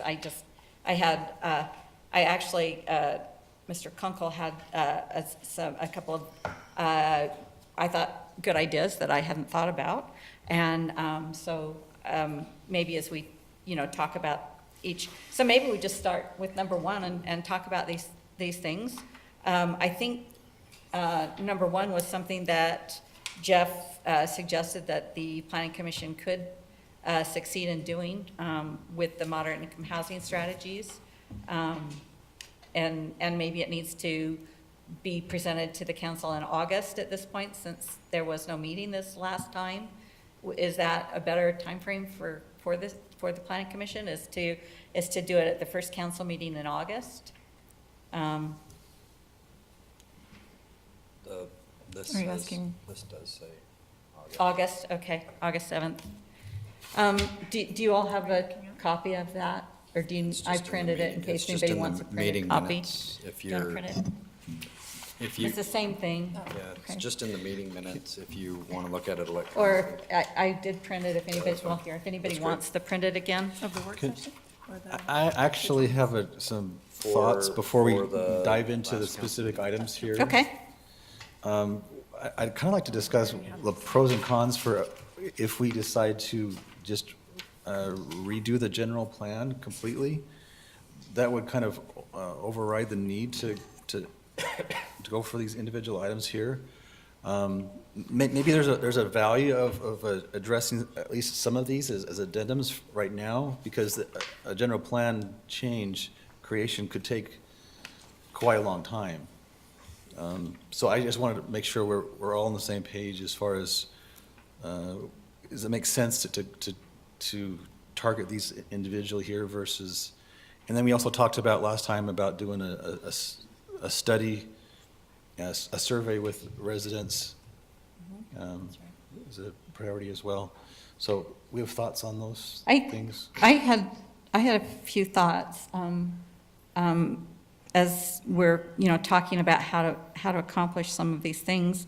One of my thoughts was potentially to have 5 to 6 work meetings before city council meetings, where we could, and I know it costs money, but it's maybe cheaper than some of the other options out there, is to send out a postcard and with a timeline we're going to discuss and a thought, and it's open to any suggestions, but maybe starting with our July 7th meeting, maybe 45 minutes before council meeting, we have a work session where it's advertised as a work session so that, or open house, so that all council members can be there if they want to be there. And we just take things one at a time, like, for instance, one meeting we talk about whether people would like sidewalks throughout the city, because that's one of the things that's called for in our general plan. And yet I've heard from several people that don't have sidewalk in front of their house currently, but do have curb and gutter, that they really don't want sidewalk. And maybe other people do, but I think it would be one of those things that maybe if we took some discussion on that, and maybe spend one meeting on the golf course and just taking discussion. We could take in-person discussion, written comments, and also electronic comments at each one of these, and then compile them, and it might give us a little better direction, but divide some of these things up, as far as like Harvey Park and the golf course and the trails, and have that. So that was one idea too, before we even send this stuff to the Planning Commission, because all this is asking the Planning Commission to make a recommendation, what they thought about each one of these things. And maybe if we got a little bit more of that information from the public, we would know a better direction to go. So opening, like hiring, the cost that's associated that has been mentioned has been budgeted. If the council would like to open,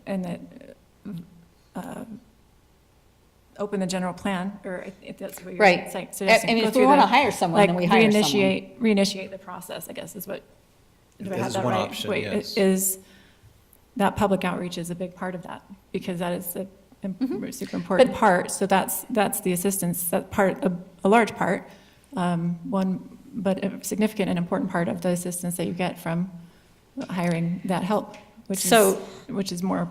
Last time Hopefully, we we're good. hired someone to help us with our general plan, it took 4 years. And I personally believe that there are some of the things here that we need to take action on before 4 years. And I'm not saying 4 years, but I'm just saying, and it may be that it doesn't take, it had been 18 years since it had been updated. The council had not acted on that for nearly 2 decades at that time, which isn't the case this time. So presumably, maybe there are parts of it that can still just stay and be used. I don't know, it's a little different situation, a little different context. What is But still worth expending, resources to get the public input part is one of the most important parts. So. the other thing in thinking about what Mr. Kunkel said was maybe as we are doing some of these open house type situations and trying to get a better, an overall pulse of the community for some of these different things, because people who are concerned about trails may not be concerned about sidewalks. And so if you just tackle each thing at these work meetings, and then also during the work meetings, allow people to sign up to volunteer, and then maybe each council member picks 2 instead of just 1, so it's a bigger committee, and as we do that, we pay more attention to where they live. So when you take comment and know an address and a name from where people are, then you might get a better representation, because I think there's a lot of value to what you said. Thank you. So I'm a little bit lost. Are we, David, you mentioned potentially a complete rewrite, Yes. top to bottom. Are we discussing right now going through piecemeal for targeted amendments, or are we talking about what action is in front of us right now? I don't. That's the question what we're I was trying to get to. proposing. It's really just talking about what options there are. Sure. And David has presented one, Councilmember Moss has presented something, what I would say is quite a bit different, which is more closer to, if I'm interpreting right, amending the plan, but taking it step by step, so that you don't have to try and eat the whole elephant in one bite. Right. So that you can, On the other hand, too, you're asking people to show up again and again and again if they're interested in A and B, maybe Well, not C, but D, I would say I don't know. that when you look at the number of people that have shown up for the last 5 months, people are willing to show up if it is something, particularly if it's something they are concerned about. And as I said, somebody who cares about sidewalks in their neighborhood might be a totally different person than the person who cares about a trail. Yeah, that may be true. What your idea is one idea, and I'm not saying either way, but the other option is the standard practice that cities most often use is to contract those services to reach the widest net, cast the widest net possible, with contacting.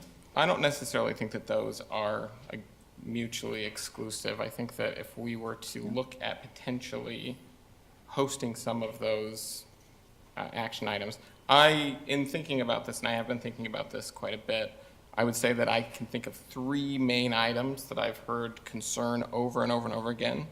And I would list them in order of golf course, trails, sometimes trails more than golf course, and then public process. Public process is something that we absolutely need to make sure that process is something that we agree to and we have timeline for. I think that my thinking on this is that we have lost trust in our community with this issue. I want to regain that trust.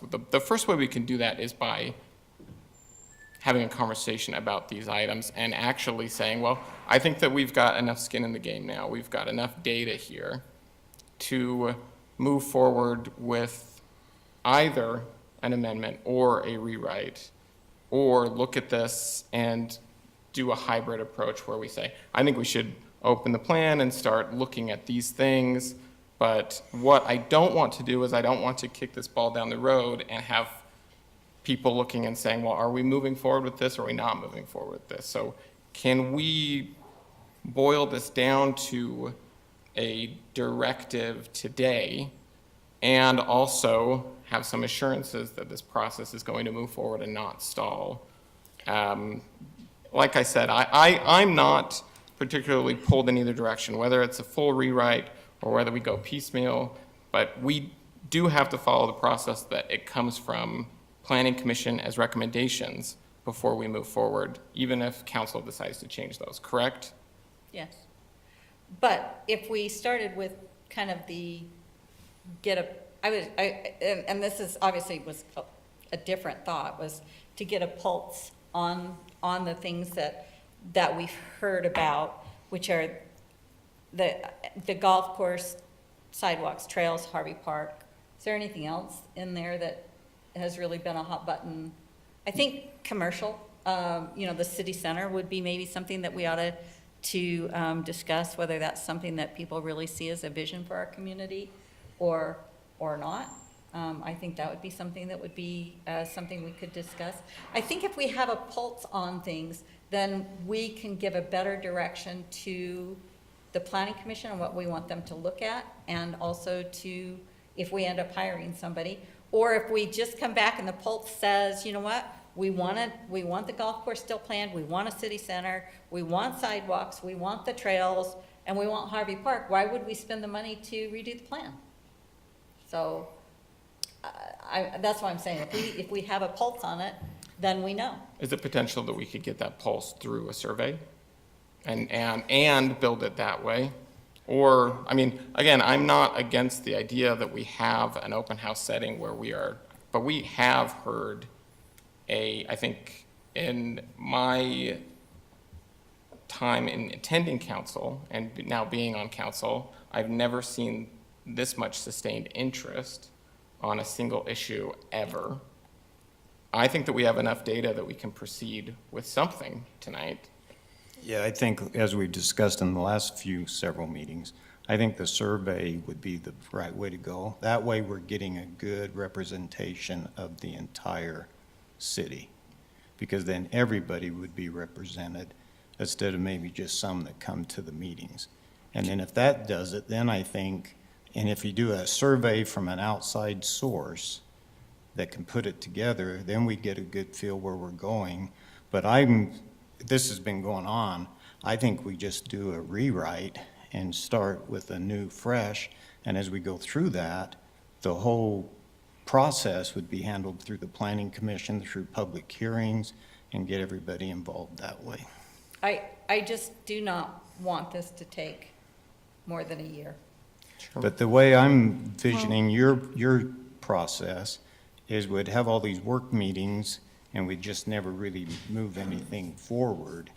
And you're going to be hearing more from maybe a smaller sampling of our residents than the whole Well, if entire you sent a base. postcard out to the entire city with a list of, we're going to discuss this, this, this, and this, as well as do it through the Notify Me, because as we've said before, some people do social media and some people do internet and different things. Some people don't.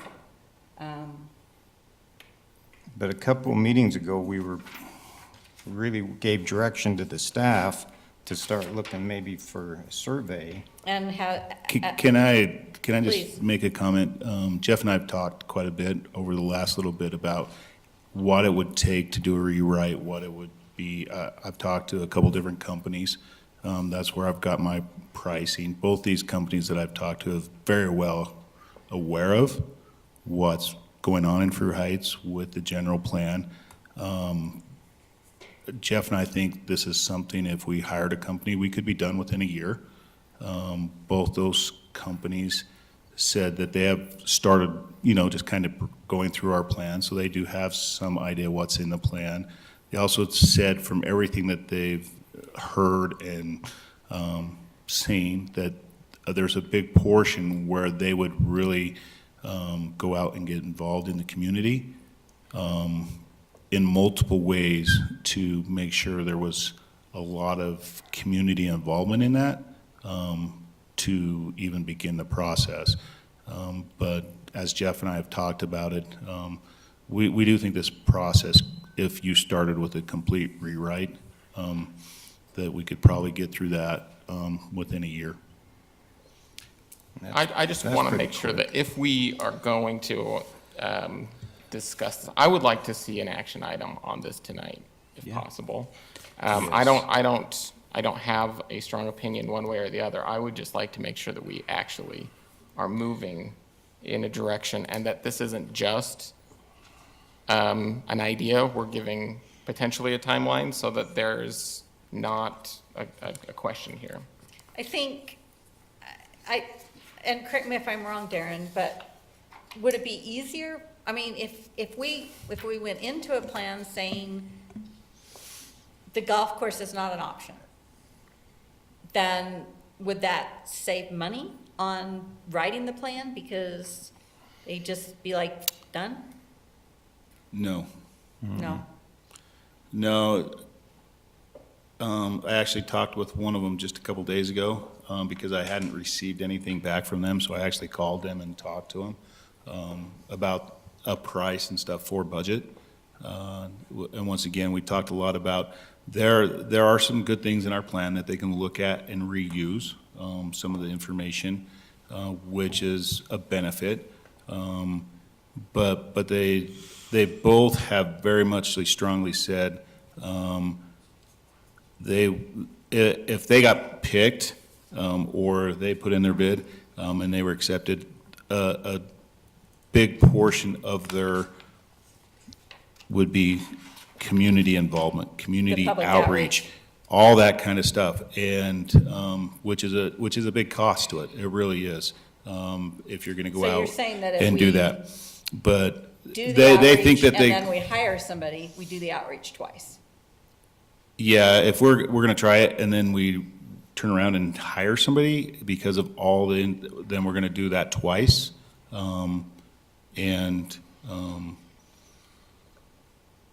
I think as a staff, which would be involved in it, it would be very time consuming. And having a professional company that actually does those things, does take that timeline and shorten it quite a bit, because that's what they're hired to do, and we give them deadlines. I thought that in the past we had talked about that we could go one step at a time, and did I just misunderstand, or has that changed? No, after the public outreach, that's when, if it came back and the biggest thing was, hey, we want the golf course off there. The price is going to be less because it's easier to rewrite there. But there's multiple things that we've heard, and I know the council's heard about the public not being involved this last time, about the public not knowing. And I wouldn't want to see that come back to the city council once again. Yeah, you held these meetings as a city council, and we didn't hear about it, or we didn't have the opportunity to come that night. Why didn't we get things on the door? And then we're right back to where we are currently. be back And I where we don't were. want to go back to that. It's just costing more time and more money for the city to do that. Well, and that's why I wondered, I mean, what a company is charging us is a lot of money, a lot of money. And if we could do this with amendments, that's the question. If we did our own You would outreach still and want to we do with all the amendments. outreach and make sure you're contacting all the individuals in the city. Yep. And. That's why I said, you mail and- everybody a postcard and you tell them all the dates for everything. right up front? I don't know. I mean, as a staff, I would recommend that we hire a professional company and have them go through the complete process. So- And going through that, but. So how much is the budget? I mean, you have a total amount here. What do you? $80,000, $80,000. yes, is what both To of them. redo something we just did. And the majority, they both have said, the majority of that is making sure that the public outreach is there and being able to meet with the public, being able to hold those different things and following through with that. And that was one thing that the public has stated. They want that involvement. And I think So. having a South Weaver professional doing it recently is the best way to do it. did- South Weaver recently redid theirs, and I don't think they paid near that much. Could we contact who they used? And- Yeah, I would think this is a budgetary number. I didn't ask for an exact number. I just said, hey, I need to throw something into the budget. I think if there's direction from the council to do it, then we put an RFP together. We go through, we send out our current general plan. We have them have that opportunity to see what they need to do and go through that process at that point. Do we still have the planning commission work through the moderate income housing strategies? I think we can still have the planning commission start to look at those options too. It is part of the general plan, they have to need to be in there. So yeah, I think there's opportunities to have the planning commission continue to do their portion, which would be part of the general plan, it would be part of the moderate income housing. I do believe the recommendation from the council was also to create a plan for those strategies. And once again, I think that would fall mostly on the planning commission to put that strategy together for the next few years and how they think that we can succeed doing that. And- But I still think that's still part of the whole process. One question I have is, assuming we do decide to rewrite the general plan, are there items on this list that we should consider as amendments? Because that could be Prior to over a that. year before we actually have that in hand. So if there's things on here that are higher risk, do we want to consider those first? So I think what you're asking is to do a modified couple of amendments where you hold a public open house, you hold a public hearing at the planning commission level, you hold a public hearing at the city council level, and then That would reduce you- the scope quite a bit, yeah. and then you amend it but at the same time, you're continuing forward with having a rewrite of it. Yes. That could take, we could be done with that in a few months rather than That's what I a think. year. And that's why. Well, I I don't think there's confuse a it lot to be with, said for that. you know, what if we do this portion and then they come back and after all their public input and stuff like that, we just did that and then we change it all. Okay. I really do think It's a that risk, yeah. if you're gonna do that, we go through the proper channels, we go through all those different things and complete the process.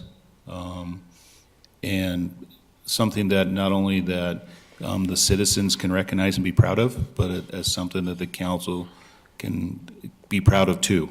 I don't think we want to shortfall any of this. I truly believe we want to make sure we cover our bases through all the options out there. Would it be possible, so to my thinking, I see three potential paths forward, right? I see a comprehensive review from Planning Commission to look at and make recommendations to council. I see targeted amendments from council going to Planning Commission to be reviewed, to come back, or total rewrites. I don't necessarily want to do this work twice either, but in that interim, as we're working on that, can we put a moratorium on certain projects so that they can't move forward? So that if trails, let's say we put a moratorium on moving forward with trails, is that something we can do? Oh, yeah, definitely. You could do that if you started the process. But a moratorium Anything. can last 6 months, correct? Well, I think there's a couple different options on that as you go through and we're in the process of it. You're not going to want to move forward with things that you're not aware of. And if you're in the middle of the process, it's a lot easier to turn around and say, well, we're in the middle of this process, but we're not doing anything now if somebody comes in with something. So I think there's a ways to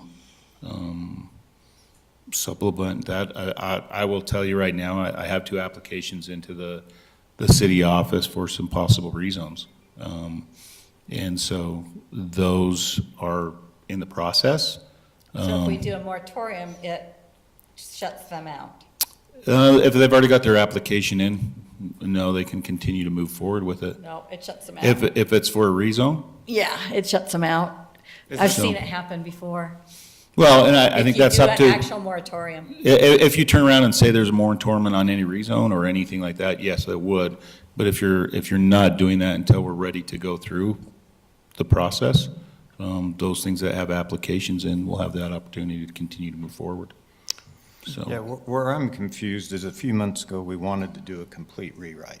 So now we're down the road a few months, now we're not wanting to do a rewrite. I have So- never said I wanted to spend the $80,000 to do a complete rewrite, but I'm only one. So, Jeff, is there? I think that may have I been beg the pardon? interpretation, but I don't think we had the opportunity to discuss it, so I can understand why that is the understanding. I can totally understand why that may have come across as the understanding, but we haven't had a chance to really bat it around. So I do know that Councilmember Moss has not ever proposed to me of wanting to rewrite the entire plan. So I will just say that, but I can totally understand why that may have been the understanding. but we never discussed anything anyway for months. Jeff, is there a mechanism that you're aware of that can create a moratorium for certain projects and not others? Well, give me an example, like what? So, one of the things that has been discussed a lot is on trails, and people would like to develop their property without giving up land for a trail Giving up easement. at an easement next to Green Road. And is there a way that we can say, yeah, we're not going to do that? We're not going to require you to give up that easement, and you can build your house without redoing the whole general plan. I'd ask your attorney that question. That's a legal question, I don't know. But I do mean, you you know- can put a moratorium on all kinds of things, but But the moratorium itself, or moratoria, we don't necessarily, it's not every project. Can there be restricted moratoria? I don't think so. I think a moratorium's on everything. Okay. And I'm gonna remind you that there are projects in the works that have trails that need to be built in them now. So you don't want to affect those things. Okay. And that There's would 2 be- subdivisions that have got to build trails, Which is Rockloft Ridge and Pine Ridge. and Pine Ridge. And we have some residents that want some rezoning, and it's not fair to them to now put their rezone on hold. It happens all the time, all throughout the Well, state. I'll tell you that if somebody's got their application in, you can't moratorium them. Their application's in, it's submitted, it's in the pipeline. Okay. I'm just looking for a path forward here that addresses this concern so that we can start this process in a way that, my biggest concern as we have listened to concerns about this has been, how do we make sure that this process is being fair, that we are hearing more than we're speaking, and that we are reflecting the desire of the community? I have thought about this general plan and looked at it, and I have had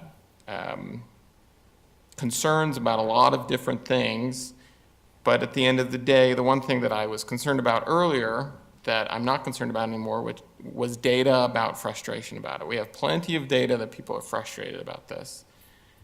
Is there a way that we can move forward tonight, even with a vote that just clarifies intention, so that we can start this process, start rebuilding some of this trust that has been lost, and do it in a way that is not going to create a timeline that then looks problematic in 3 or 5 years? It's a big question, but it's something that I'm ready to move on with this if we can. I don't know.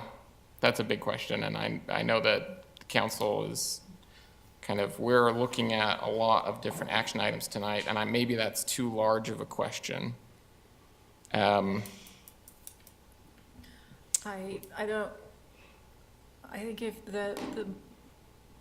obviously there's been a lot said on golf course and so forth, but to me, the main thing that has been said is, over the several months, is the public outreach of the previous plan was insufficient. So, I mean, if you're gonna redo this, I think that you have to really prioritize putting resources toward that and putting that onus of meetings and postcards and outreach and everything on our staff, on our small city staff, who also have many other jobs to accomplish to run our city, is pretty heavy. I don't know that it seems penny wise and pound foolish to me to overload our staff by saying, oh, we're not gonna hire an outside company, we want you to take care of all of that outreach and stuff.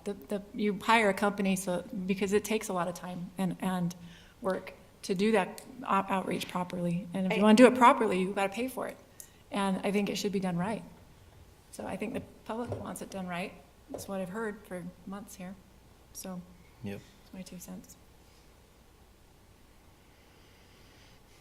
Our staff time is also a resource in our city, and it needs to be valued and utilized to the, in the best ways. They have many other things that they're doing on a day-to-day for us.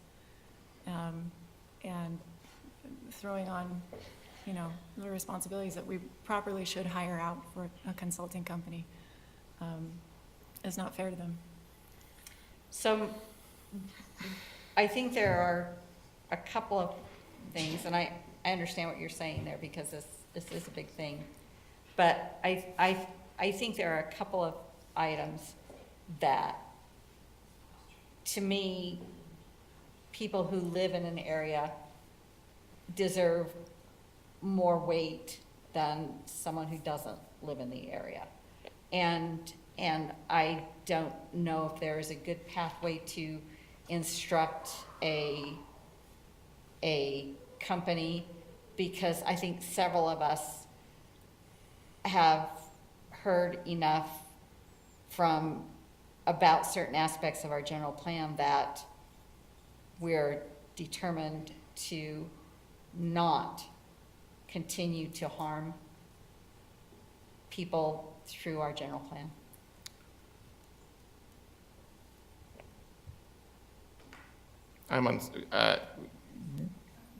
What gets us to move forward on this? How do we move forward right now?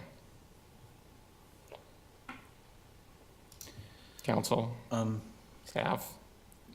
My thoughts on these specifically, if there's one of these that might, like number 6, if we make an addendum for that specifically to allow people, if they want to develop their property with a trail, that would, if we remove that would allow them to proceed even while we're working on a general plan.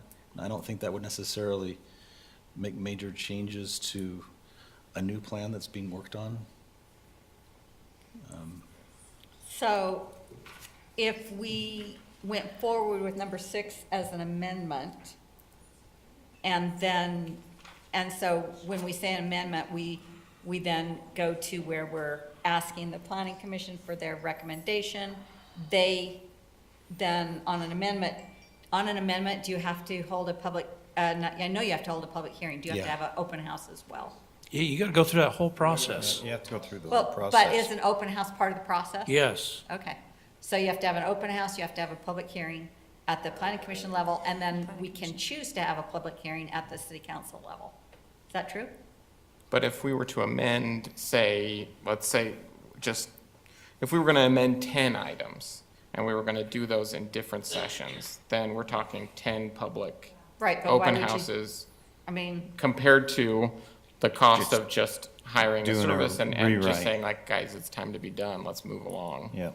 Let's start over and let's do this so that it's above, that any scrutiny that's going to come this way, we are going to go above mandated minimums when it comes to reaching out. We're going to go above mandated minimums when it comes to writing down concerns.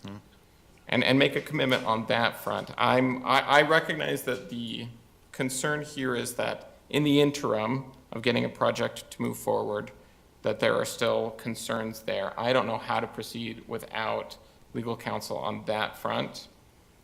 Can we move forward with a vote towards potentially just making this a, do you want to, we could make a vote and just direct Darren to put an RFP together for redoing our general plan? Yep. that sounds good to me. I do not have a problem I'm for with that. that as a motion. On the record, I want to make this very, very clear that as we move forward with this process, we want public outreach, we want comments, we want to make sure that if you have neighbors that are concerned, please direct them towards us, please direct them towards our emails, and that individuals that are feeling like this, our current plan has restricted them, that I think is something that we may need to look into in the future, potentially here with our city attorney to make sure that we are proceeding with that as carefully as possible. But I would like to state personally that I am ready for this to now move to the next stage where we have got plenty of data. I would love to move forward. I don't know legally if I can say that I don't want certain things to be enacted right now on our general plan. That feels outside of the scope of my understanding right now, but I would like to move forward with the vote on this if possible. What's your motion? Are we Well, we're in not the in action discussion. items We're yet? not in I don't think we're in action action items items yet. yet. Okay. We're still in discussion. So let's move into the action items. Okay. Action items, under number 7, 7.1. I is- make a motion that we approve the resolution 2026-09 interlocal cooperation agreement relating to the conduct of Community Development Block Grant CDBG program for federal fiscal years 2027, 2028, and 2029. Thank you, Mark. Do I I have a se- second? I second. A second from David. It's a resolution, Take it's a a roll take call. a roll call. Thank you. Let's take a roll call vote on that resolution. Councilmember Gary Anderson, Yes. Councilmember Eileen Moss, Yes. Councilmember Blake Winslow, Yes. Councilmember David Hill, Yes. Councilmember Mark Cottrell. Yes. Thank you, council. Item 7.2. Okay, Free access. do we need a motion before I can make some comments on it? Yes. Okay, I make a motion that we approve temp access across city property for adjacent property 2193 Bella Vista Drive in Farmington. Thank you, Mark. Do I have a second? Second.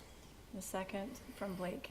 We can discuss that motion now. Okay, I would like to see the staff probably go back to them and go at least minimum of 50,000. Whether that comes from the contractor or whether that comes from the homeowner. Also, Darren clarified this for me. This is a new contractor than what's been there for the last several years that never really, had a hard time following through with their commitments and did a lot of damage on the road and so forth, right? So this is It somebody is a different. different contractor that's doing this and asking for this request. And then they would put it back after their construction is done. They'd put it back to kind of how it was the best they could. Yeah, so can I just make a suggestion to the motion? Okay? Are you all right with that? I would actually prefer the council to make a motion to direct me to go back to the builder slash homeowner with the request of this is what the council would like as far as a cost for going across the property. And then at the next council meeting, I should have a contract that the council could look at and agree to instead of just moving forward with saying, yes, let's do it if they give us the money. Okay. I would feel more comfortable as a staff So with I'll- that, especially after the attorney has looked through the whole thing. Can I make a Yeah, substitute motion? substitute motion? Yeah.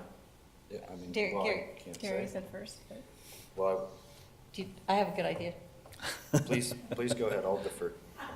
Okay. So here's my substitute motion. I would like to make a substitute motion that we ask the contractor involved here to do $50,000 worth of work on our pickleball leveling and excavation, so that it's a donation in kind to our city. Go to them with that as a recommendation? Yes, go to them with, and ask that they do that, not just a monetary fund, but that they actually arrange to have some of the work done. I don't know, maybe that doesn't work. You're not liking that one. Can we do and/or? Can we do and/or on Do that one? and/or. Well- And/or? Just concerning, because if you do go out to bid, that's usually, that is part of that bid, because they're Okay. prepping it. Wait, Because wait. they're putting the material down, they want to make sure everything's Yeah, done, because they're the ones liable for that. yep. So, So I'll that's- withdraw that's- that. I'll withdraw that. It was an idea. I like I'm it. just- I appreciate the game. So let's think one more time. Just one more time. Gary, you go for it. You go No, for it. what if? Oh, no, you go for it. You substitute again. Let's see. So what if we ask our contractor to make a place for a restroom, a single stall restroom at the end of Southeast Oaks Drive? The problem you have is anytime as a For- city, we go out to bid on anything, we get nailed. Yeah. And so what if we ask our contractor to build us a single stall restroom at the end of East Oaks Drive? We have the ability to have water and sewer right there. But can't we just have him pay us 50,000 and we can put it where we want to put it? Yeah, the problem with that is, did you see what Darren thinks it's gonna cost For a restroom? for a restroom? 500,000. Yeah. Whereas a contractor can frequently do something much, much cheaper than if they're doing it as an RFP. I'm just trying to think outside the box here. No, it feels like we're kind of sandbox in this one. Darren, why don't you go see what you can negotiate for us? Substitute motion, whatever. We won't take less than 50,000 and we'd like a Yes. restroom. We So, would be yeah, happy maybe to. I make a substitute motion to the substitute motion that To Darren, the substitute motion. You- To the substitute motion. I withdrew all those. We're three, okay, we've you withdrawn, go- so just substitute motion. you go and see what the developer is willing to do with the comments that we've already said, like a $50,000 minimum, but we do desire a restroom, so if there's an option there that we would be interested in that idea as well. Is that adequate? Okay. Seconded. Second. Oh, Wow, okay. All right. Me. Me. This was my idea. Hopefully we can, hopefully, Yeah. Do you have Did you language? get that written down? Yeah, do you have that Exactly? written down? Do Could you you have read that written down, back? what that motion is?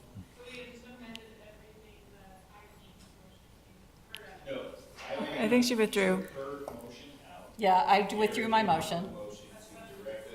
Substitute motion to direct the city manager to, go back to the contractor slash homeowner, with, the opportunity to either $50,000 or a restroom at the bottom of East Coast, Do you know, as a recommendation. And then it was seconded by Mark? Mark, Yes. I have a substitute motion. at the bottom of East Oaks, is that what you just said? the cul-de-sac on In the cul-de-sac? Is that where you're Yeah. talking about? I have a substitute motion. Okay. Okay. Yeah. That's Yeah. substitute, okay. I would suggest that if the contractor would be willing to undertake building us a restroom at the Southeast Oaks location that we've discussed in the past for a restroom for the bike trail, that the city would be willing to pay an additional amount of money to be determined by the city manager towards that restroom. Because if a restroom, if you're looking in there and saying a restroom's gonna cost us $500,000 and he could do it for $100,000 for us, we should do it. And we can bridge that gap. So that's, I'll second that motion. So, oh boy, Or that, substitute. okay. that alternate motion. So that's a second substitute. Yes. So we have to address that one first. so the motion is that we ask the contractor to participate with us in building a restroom for the Fruit Loops Trail located at the south end of Southeast Oaks Drive, and the city would participate in that cost of that restroom.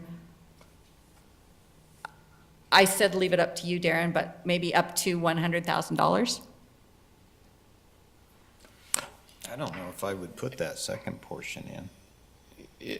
I mean, let's just negotiate with him. Guesswork on what it actually costs them. Yeah. to do the Yeah. restroom. Yeah, I mean, if they want this bad enough, they might put in the whole flipping restroom. Okay, well, it's worth an ask. I mean, let's Okay. let Darren go talk to So, him. do you I wanna mean, just- there's a lot of history on Is this He does have a good- situation here, and that's he does why have a they're good having to point. change Yes, it. you wanna I accept modify that your- modification to my motion. Motion? We just give Darren, ask him if he'll build us a restroom.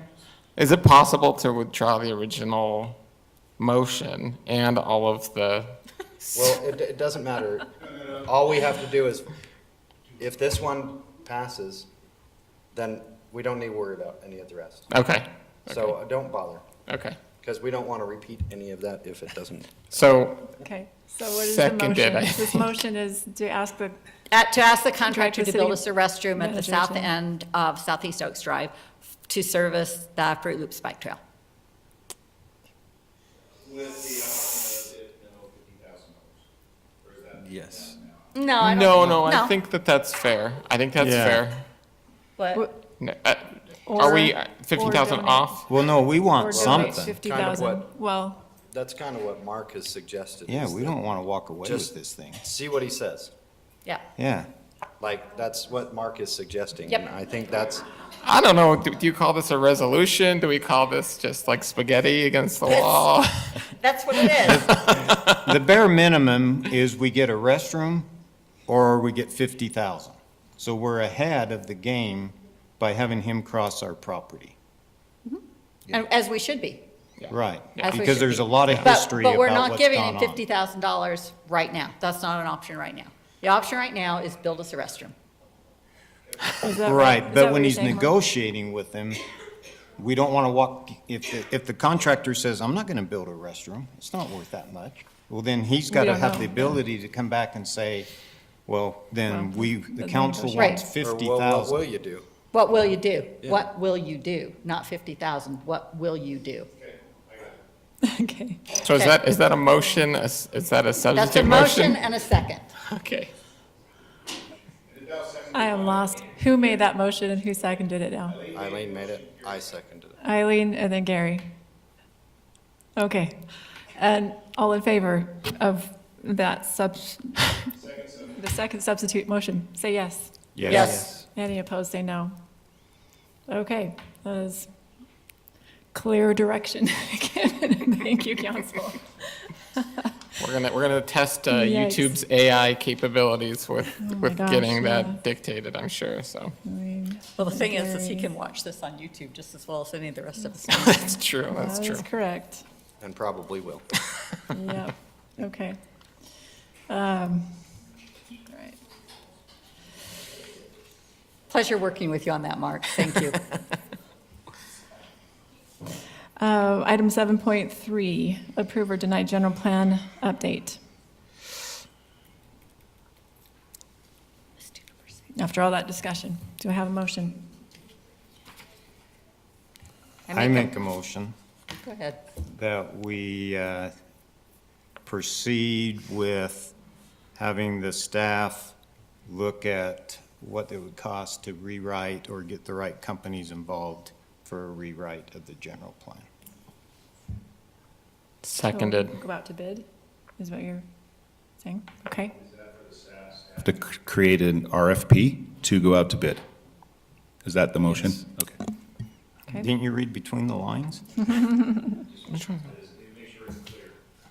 Yeah. So that is a motion from Mark and a second from Blake. Is that right, Blake? Did I hear a second? I believe so, yes. Hold on one I moment. have a discussion briefly for that. You like to have a discussion? You already seconded, right? Yeah. Yeah, we can Yes. discuss now. Okay. Yes.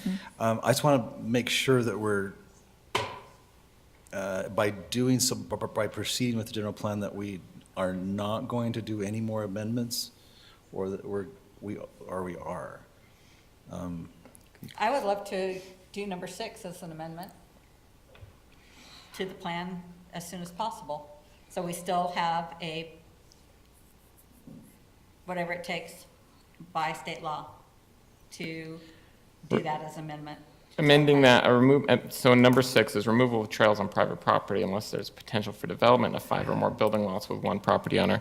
That would need to go through planning commission and Yeah. then back to Yes. council. The action Yes, it for that would. would be to ask planning commission to look at that. Right? But that can be a separate motion too. It would need to be, I think that would need to be a separate motion. So we could, Probably best if they're separate motions, I think. Okay.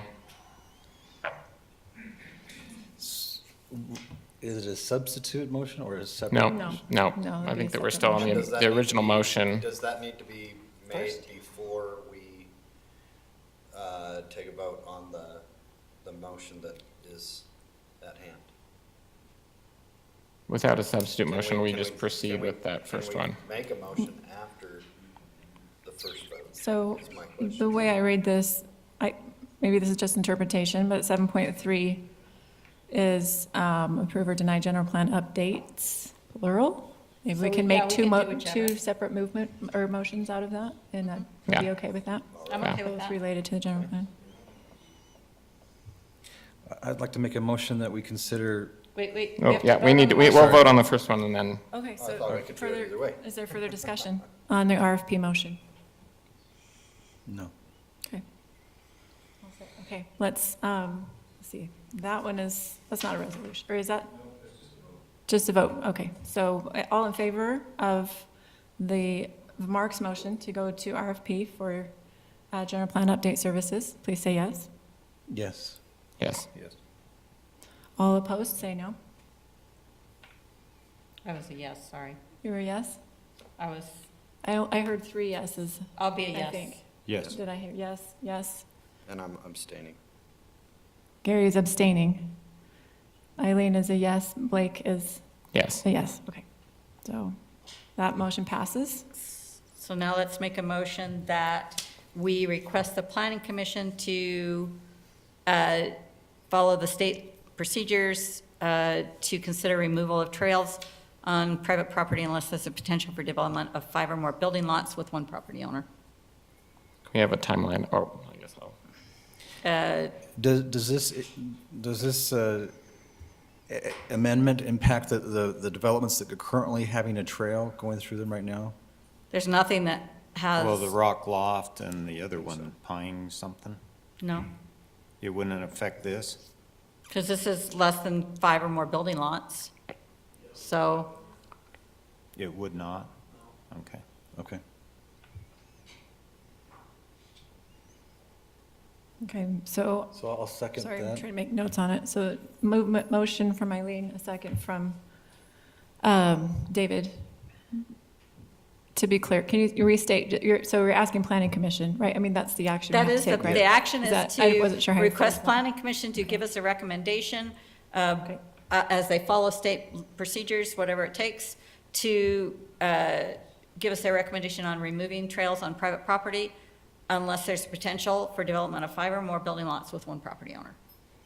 Okay, all right, so that is the motion, and a second from David.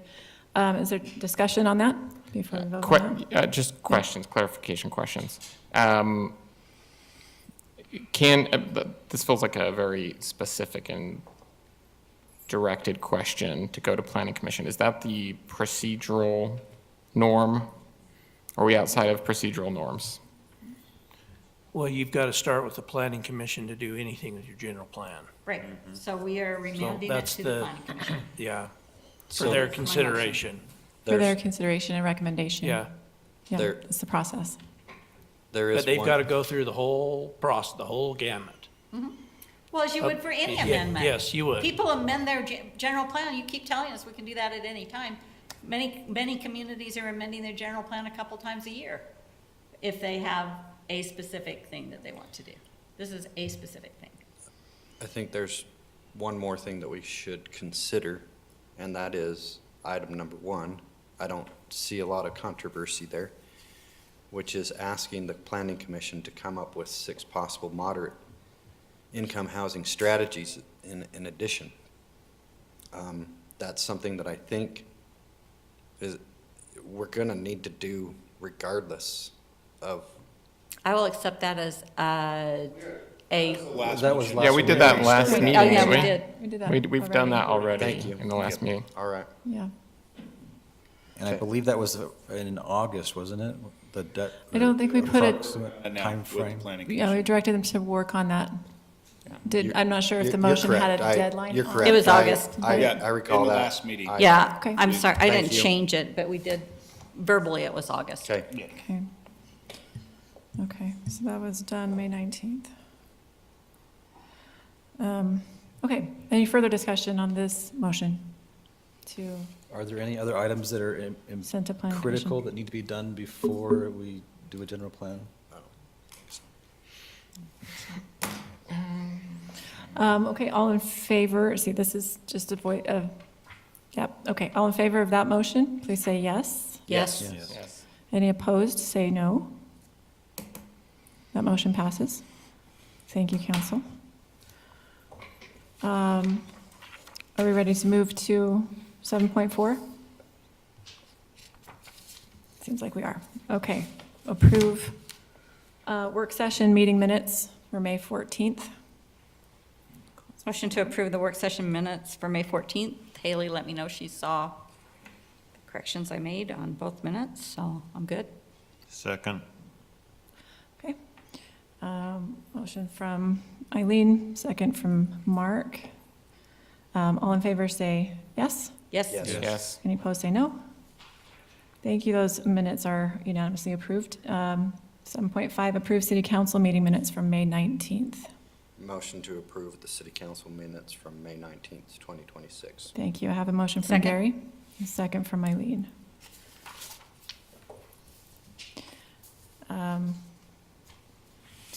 Gosh, stop. Sorry, everyone, sorry, all in favor of that motion, say yes.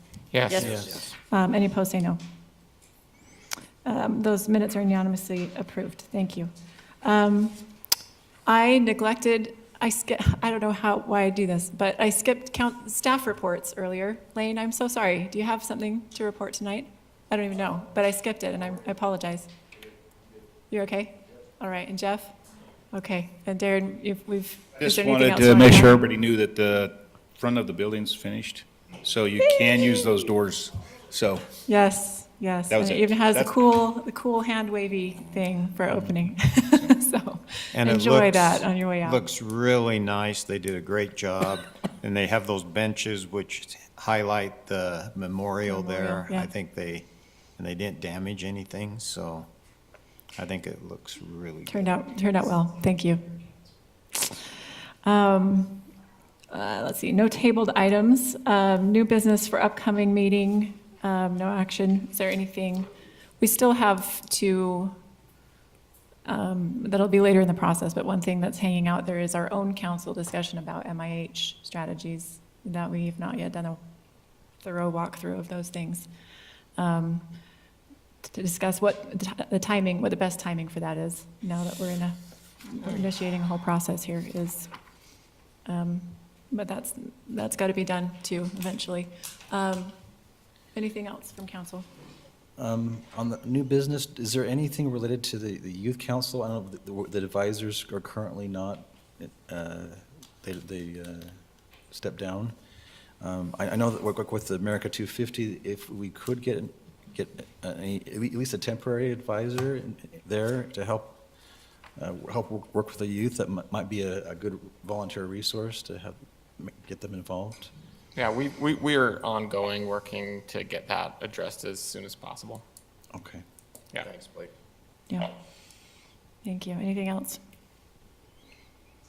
Okay, calendar items. June 16th will be our next city council meeting, as mentioned.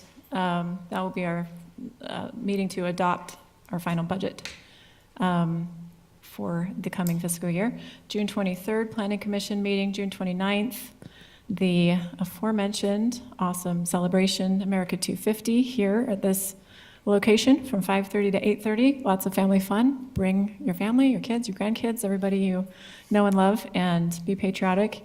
And further than that, like, decorate at your house, show your patriotism, get your flags out, get your banners out, your buntings and all the things. And we'll show our gratitude and our love for this country. And extra points to anyone that comes up to me and says semi-quincentennial correctly. It's a Tootsie Roll or something. What? Or It's semi-quincentennial. It's America 250. It's a, There you go. but extra points. The points don't mean anything. They don't matter, but extra points. Awesome. So I will look for a motion to adjourn. Motion to adjourn. Thank Seconded. you. Thank you. Meeting is adjourned.